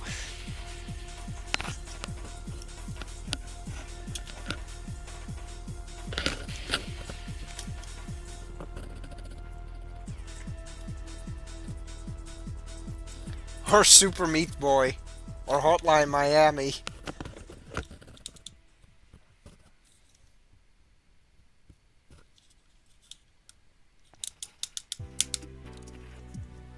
Anyways. There we go, we got the back. The sabers are floppy. They are flopping around. I do not know why. Let me check this arm, because what the hell is up with this one?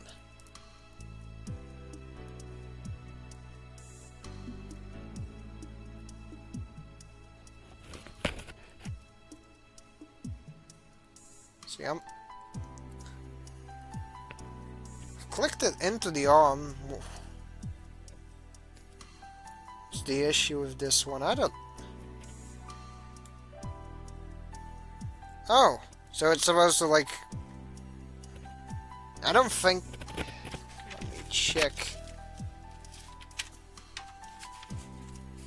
Because...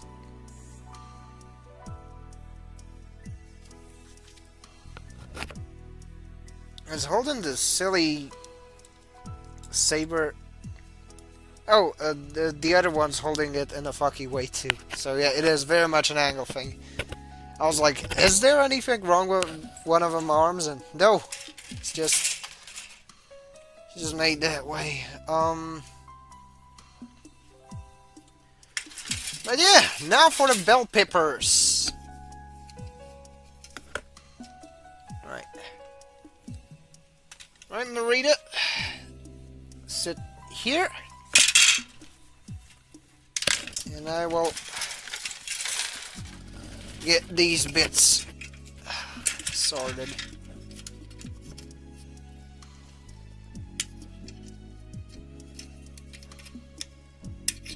Guess I'll do it via the twin snip method.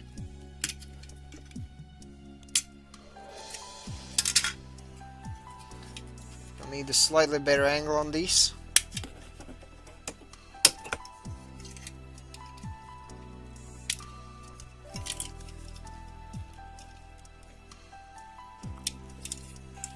Anyways.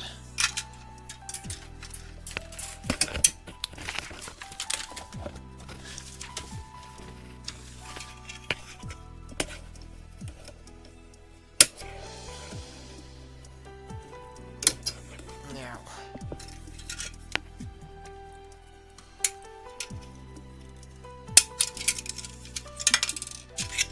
Right, we got all them parts. Oh, almost all of them snipped out.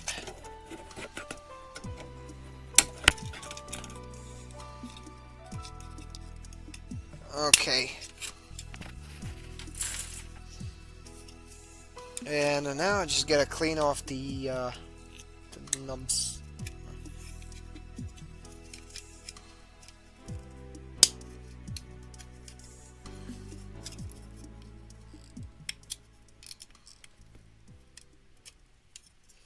So these fly all over the place, kind of like, you know how in anime and in some shows, you know,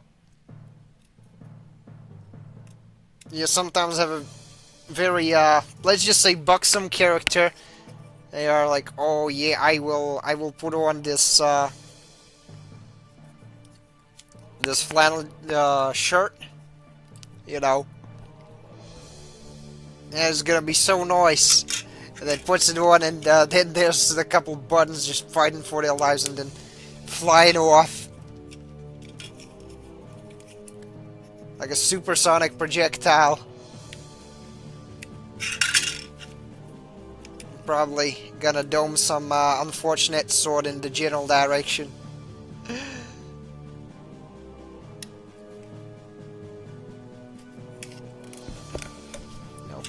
Full on AP FSDS warhead.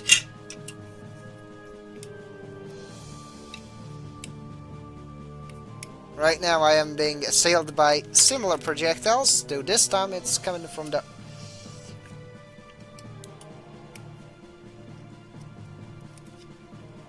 plastic, which I don't think I've chiseled it particularly cleanly.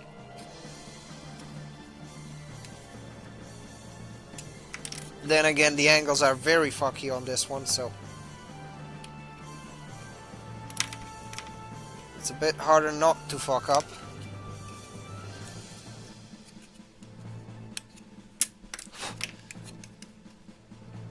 Still, the upside of not having the sharpest... So you're saying the amount of funnels is directly proportionate to how well endowed a mobile suit would be.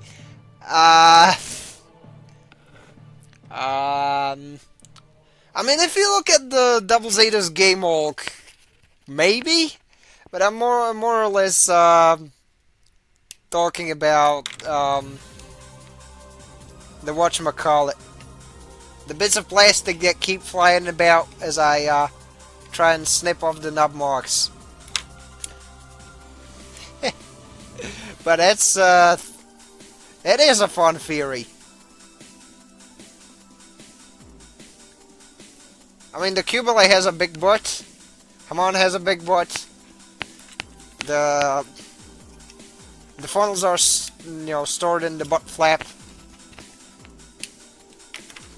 The helmet is thick. The bits are stored in the helmet. I guess it makes sense.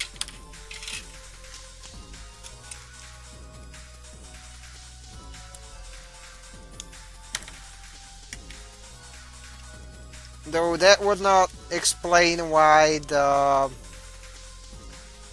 Alpha Zero has just a few bits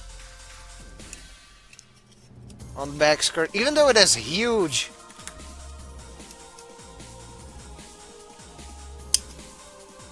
Then again, that's just an overgrown yak, though, got to be fair.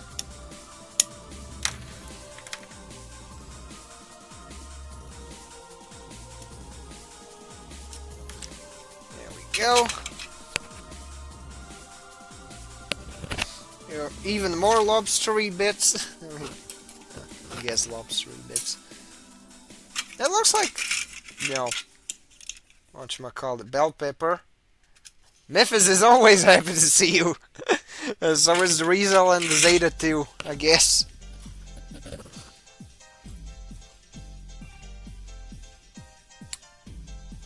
But anyways.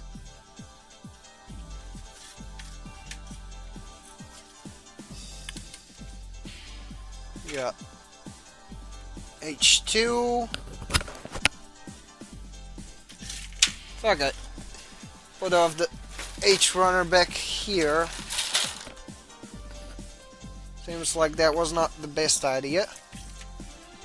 There's still more bits from that runner. Though I do find it funny that there's just, you know, mobile suits like the Nightingale that has just that just has a giant dong.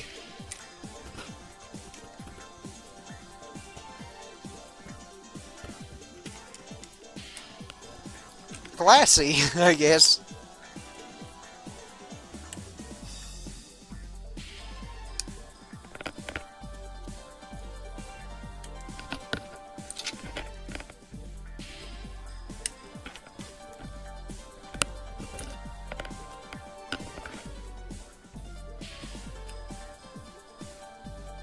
Zeta 2 doesn't inherit that from its mom. If anything, it's flaccid. Oh no.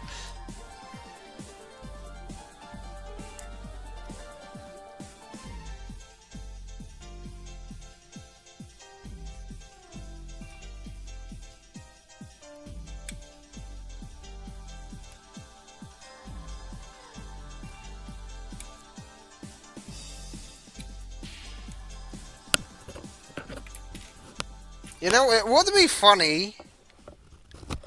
I don't like build shows much because I don't like the designs therein, and you know, and that was most of the fun is from watching the robots. So if the robots aren't great, you don't like. Well, it's less fun for me. But the cameos are alright. But what I meant to say is that I think it would be very funny if one of them build series actually you know, addressed having some stuff be you know, full-on parts formers. Because like there's parts forming things pretty much out the wazoo in Gunpla form. So, it would be hilarious if that were the case. It's like, oh no, I have to move all my stuff to a brick of plastic for it to assume the proper position.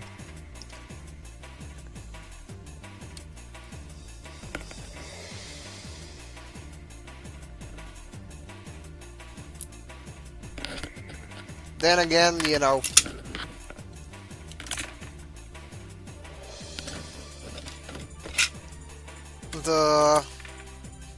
then again, the build series does operate in a world where where you can straight up get a bunch of like outlandish stuff, and like the cattle has a model kit, the Geze has a model kit. Damn near all of which big retail, so I think they must have surpassed the age of parts formers.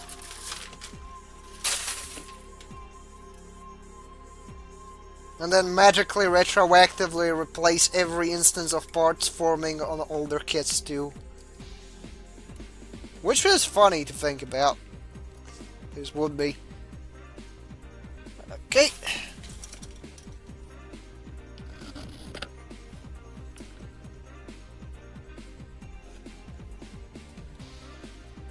Alright, and there's a thing that plugs into the Kshatriya's bunghole. Where is it? The bee runner.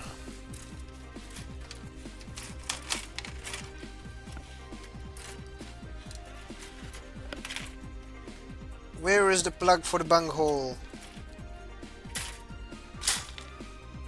And that's the E runner. There's the B runner. Okay.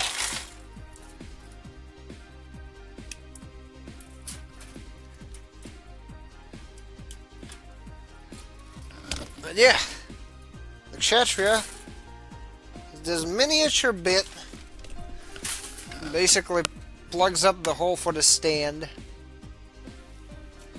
And I gotta put it up its bunghole here.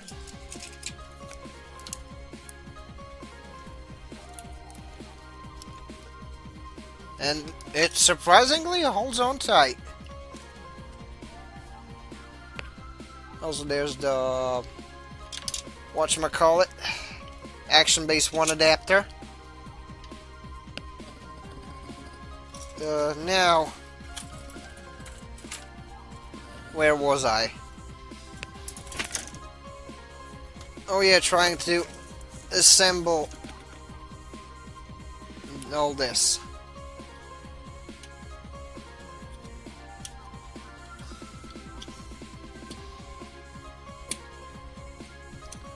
Unfortunately for me,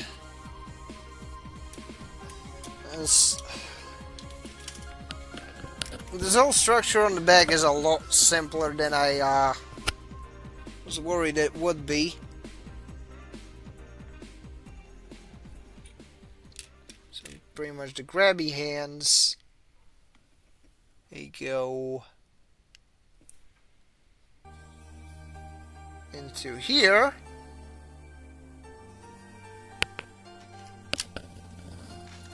And then there's this green piece, which locks them in place.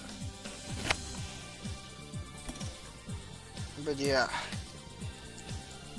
pretty much should be close to done. Ouch.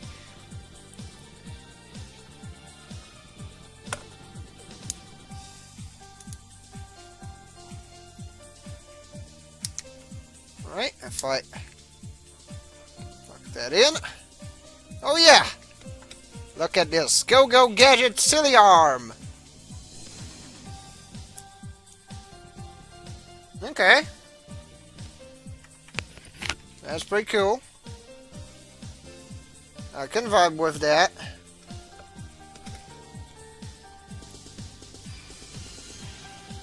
And basically the assignment is make more of these. And just have it bent here. And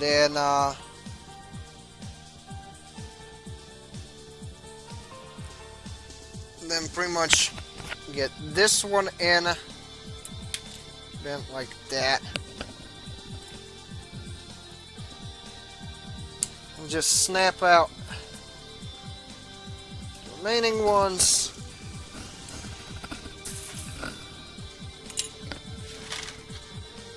And yeah, just 4 more subarms, 4 more binders that just click together, like 2 pieces that go together. Surprisingly simple, despite being a pretty big build.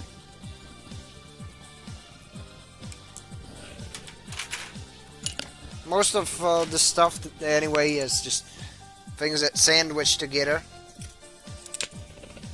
Things that get sandwiched together. Like these wire bits. And these wired bits, they go into the arm thing.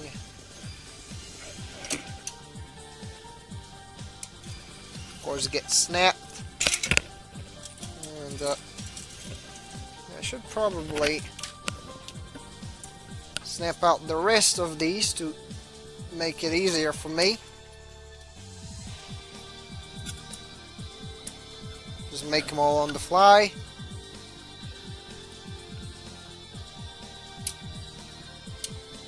There we go. One more. If you're in case you're keeping count.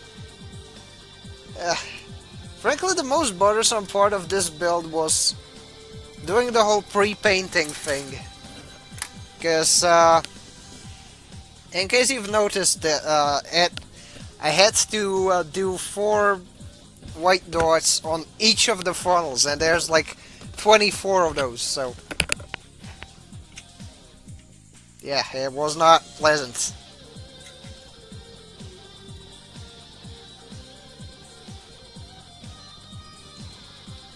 I'll take that.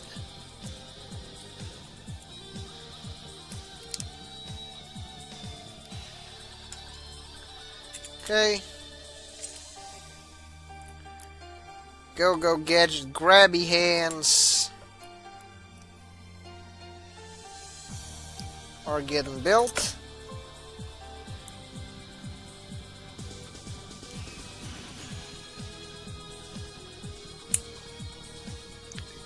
There we go.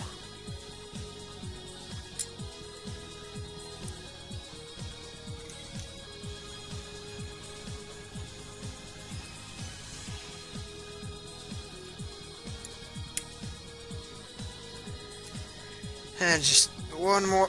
Actually, I'll shave off the excess. There we go. And now, there we go. Go gadget grabby hands. Also, of course, rest of these.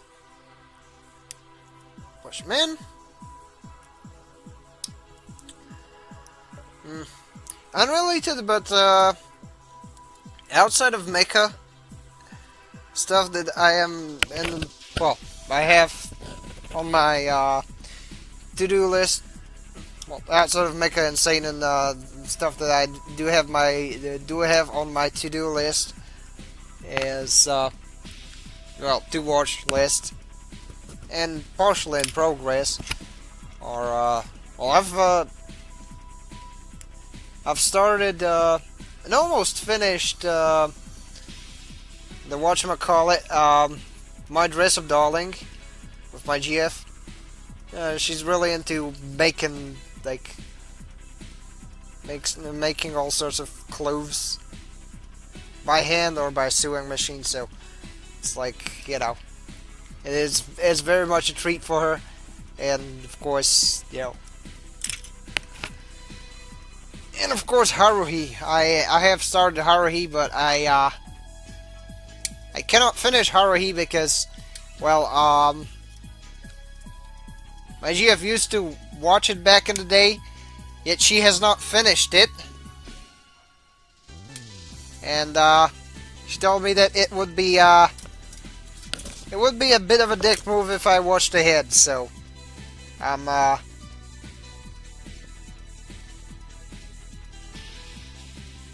being a gentleman, not, you know,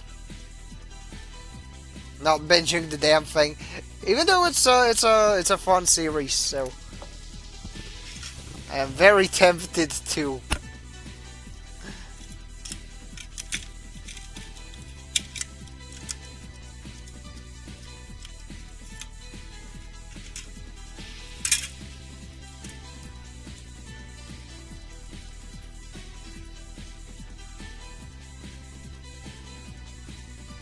But yeah, anyways. Go to buy the Dead Space console only DLC before it becomes lost media. Even I don't own a copy of Dead Space. Isn't, if it's on the PS3 store, there should be archives of it. Because I've managed to track down a bunch of, old PS3 DLCs, although they are not particularly easy to come by, but I found some for the Gundam games. So if JP only stuff is archived, there's definitely a chance of it being there too. Still, it's a bummer that you know, that Sony is discontinuing their old store.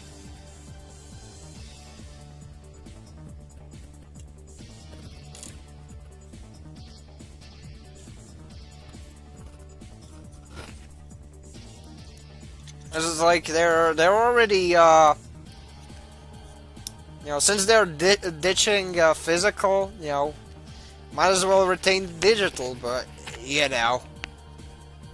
had to happen eventually, I guess. But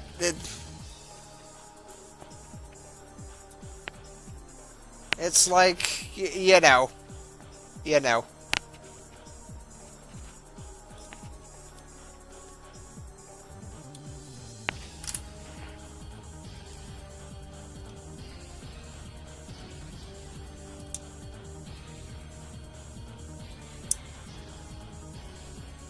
Physical media matters. Yep. I just wished the whatchamacallit, the secondary market for physical media was not like beyond fucked. Beyond,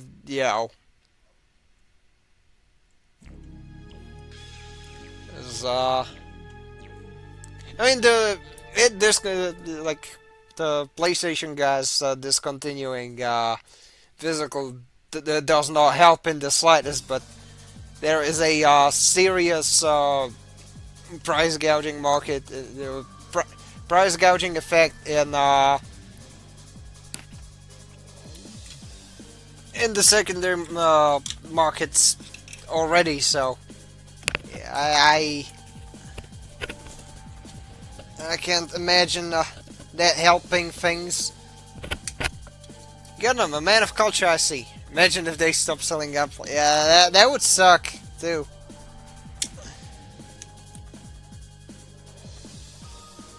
Honestly, if it weren't for emulation, like, I'd be kind of screwed in terms of Gundam games.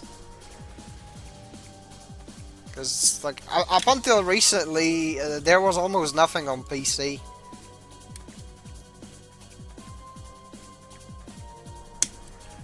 And even then, like, a lot of the older PC games they had are not on sale anymore anywhere. Unless, of course, you buy used. And buying used is good and all. Pokemon is now going to limit what? Are they finally, doing some countermeasures against scalpers, Are they,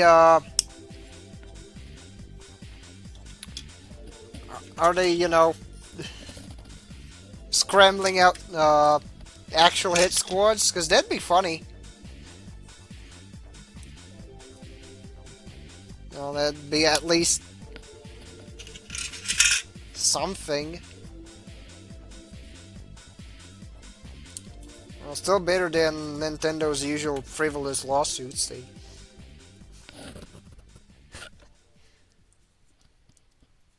So doubt anyone would care for the plight of scalpers. Scalpers are parasites.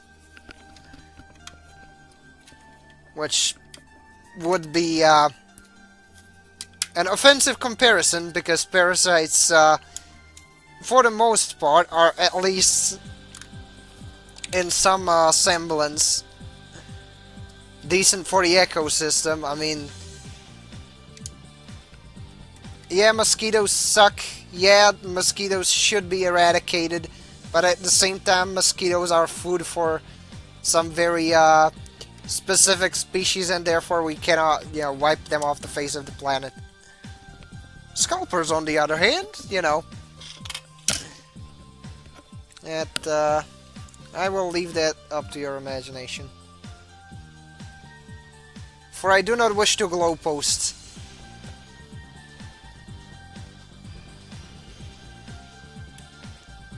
And yeah, I am pretty much building a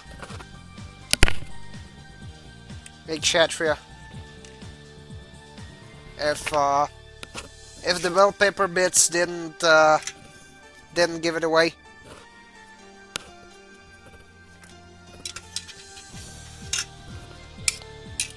Build anything cool recently, Wolfpack?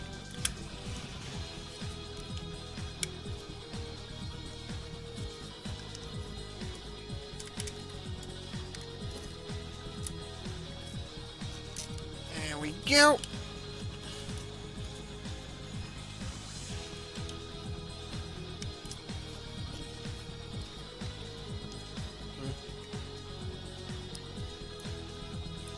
One thing I do find funny is how a bunch of you know, a bunch of AnyTube channels are jumping on the, you know, on the easy dunk bandwagon, since, you know, the whatchamacallit, the Paul Phillies, who suck and have pretty much, you know, contributed to the worsening of the current, you know, Pokemon card market. You know, they are very much a low-hanging fruit to go after. That is understandable. However, thing is, a lot of the channels covering them aren't particularly clean themselves. You know, cough, cough, mother's basement.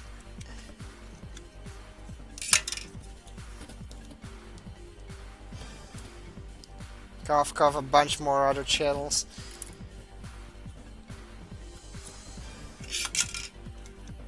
Then again, you know,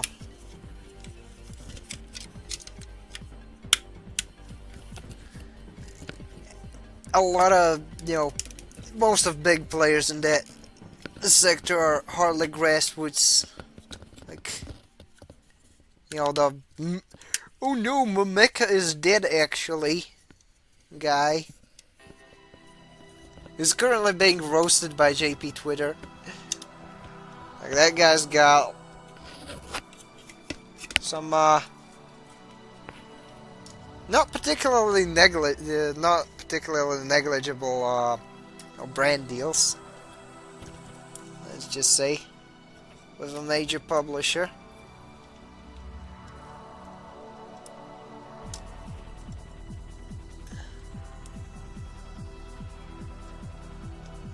Okay, and now so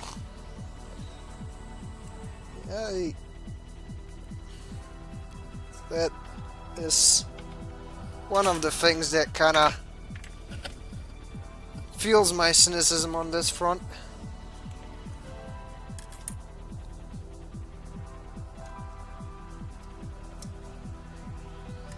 The best one can do is, I guess, wait it out.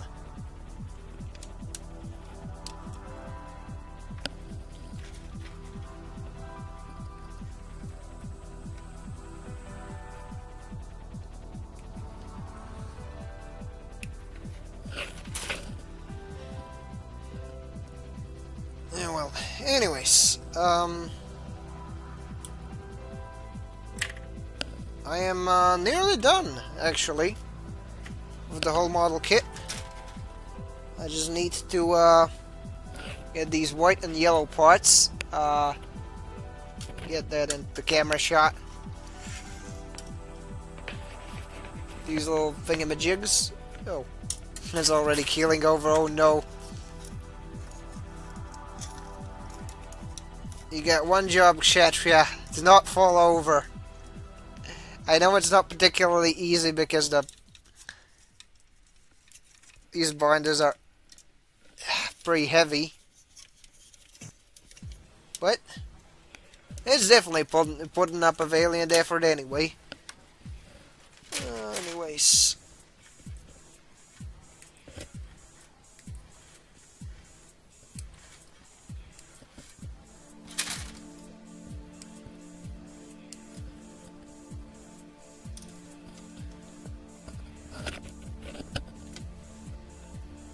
Right now, okay, I'm gonna put the Kshatriya away.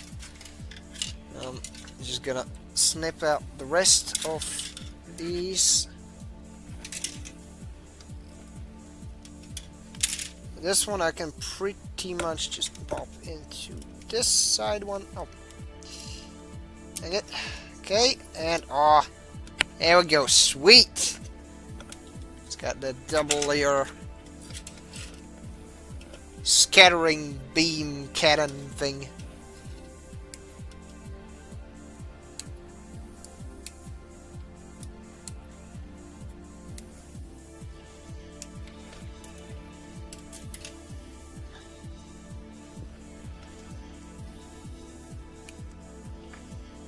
Another thing that I've been noticing,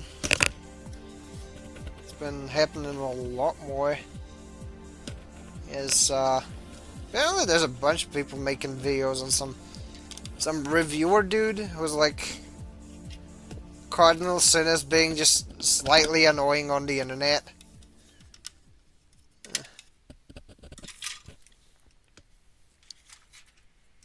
And she's getting blown way out of proportion. I'm starting to think that, you know,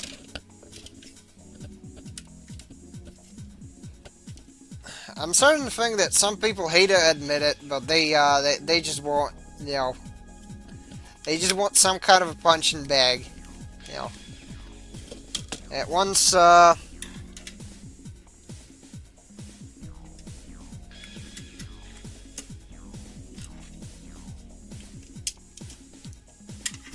once Leafy was gone,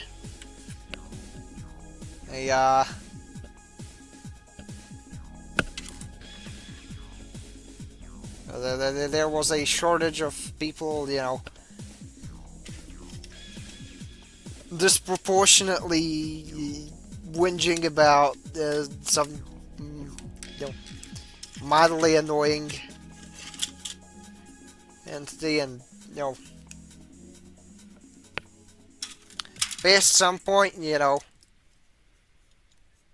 of course, got like Weens and A-logs that used to mess with Chris back in the day, trying to poke the cow, so to speak, and well, tip the cow, so to speak, and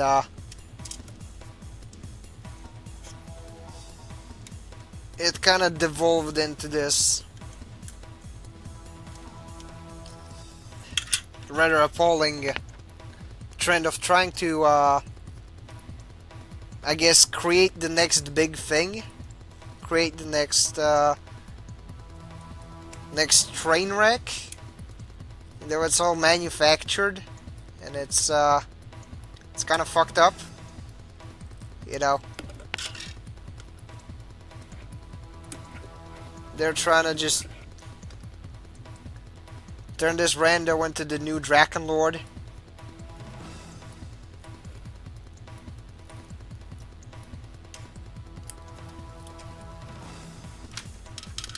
And some fillers I've seen, you know, pull these shenanigans. I'm really starting to think that there's very few people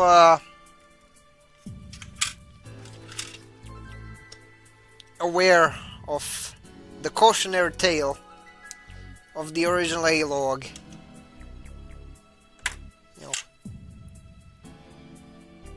A-log, or Enfanil Ogato, was a dude on some forum that was discussing, you know, old Chandler Jr.'s shenanigans. But, you know, past the same point, the fella, you know, became a little loopy, a little obsessed, a little, you know, he who gazes into the abyss must, you know, must beware for the gaze, for the, you know, abyss will gaze into them, sort of shit.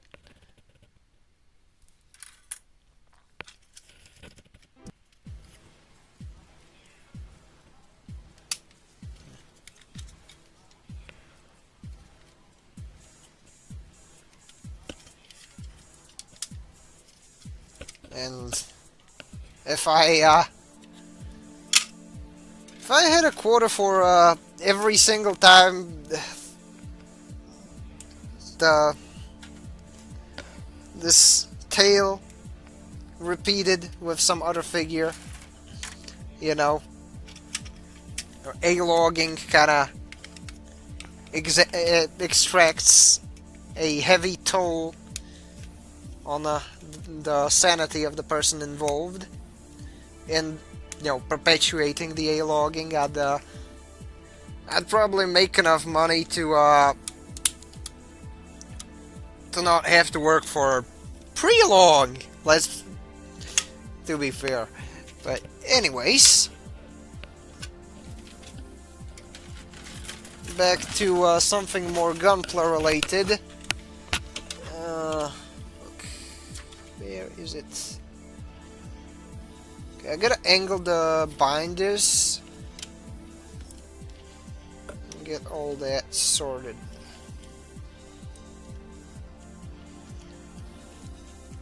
Okay, so I can lock them in this semi-leaning angle. That is good.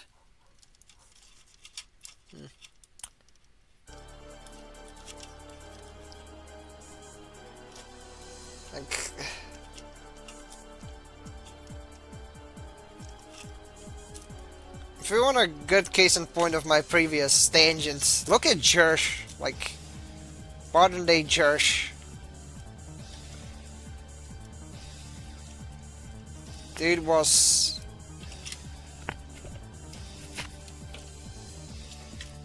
had a pretty successful site. Had a lot of has a lot of uses. A lot of stuff happening, a lot of things being observed, and all that jazz, right? But at the same time, the guy is a spurg.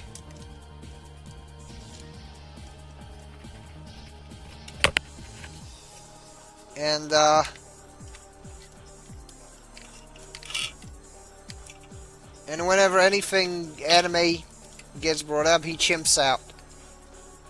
Now, then eventually,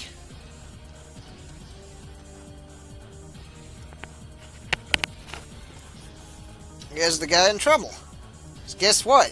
You know, if the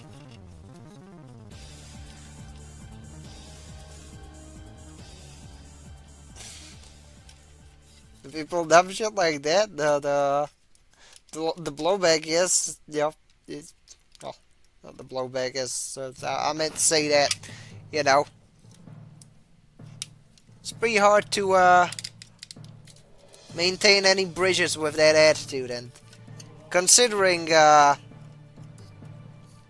current logistical predicament of the guy's little forum, which nowadays is aptly nicknamed Green Reddit, you know, and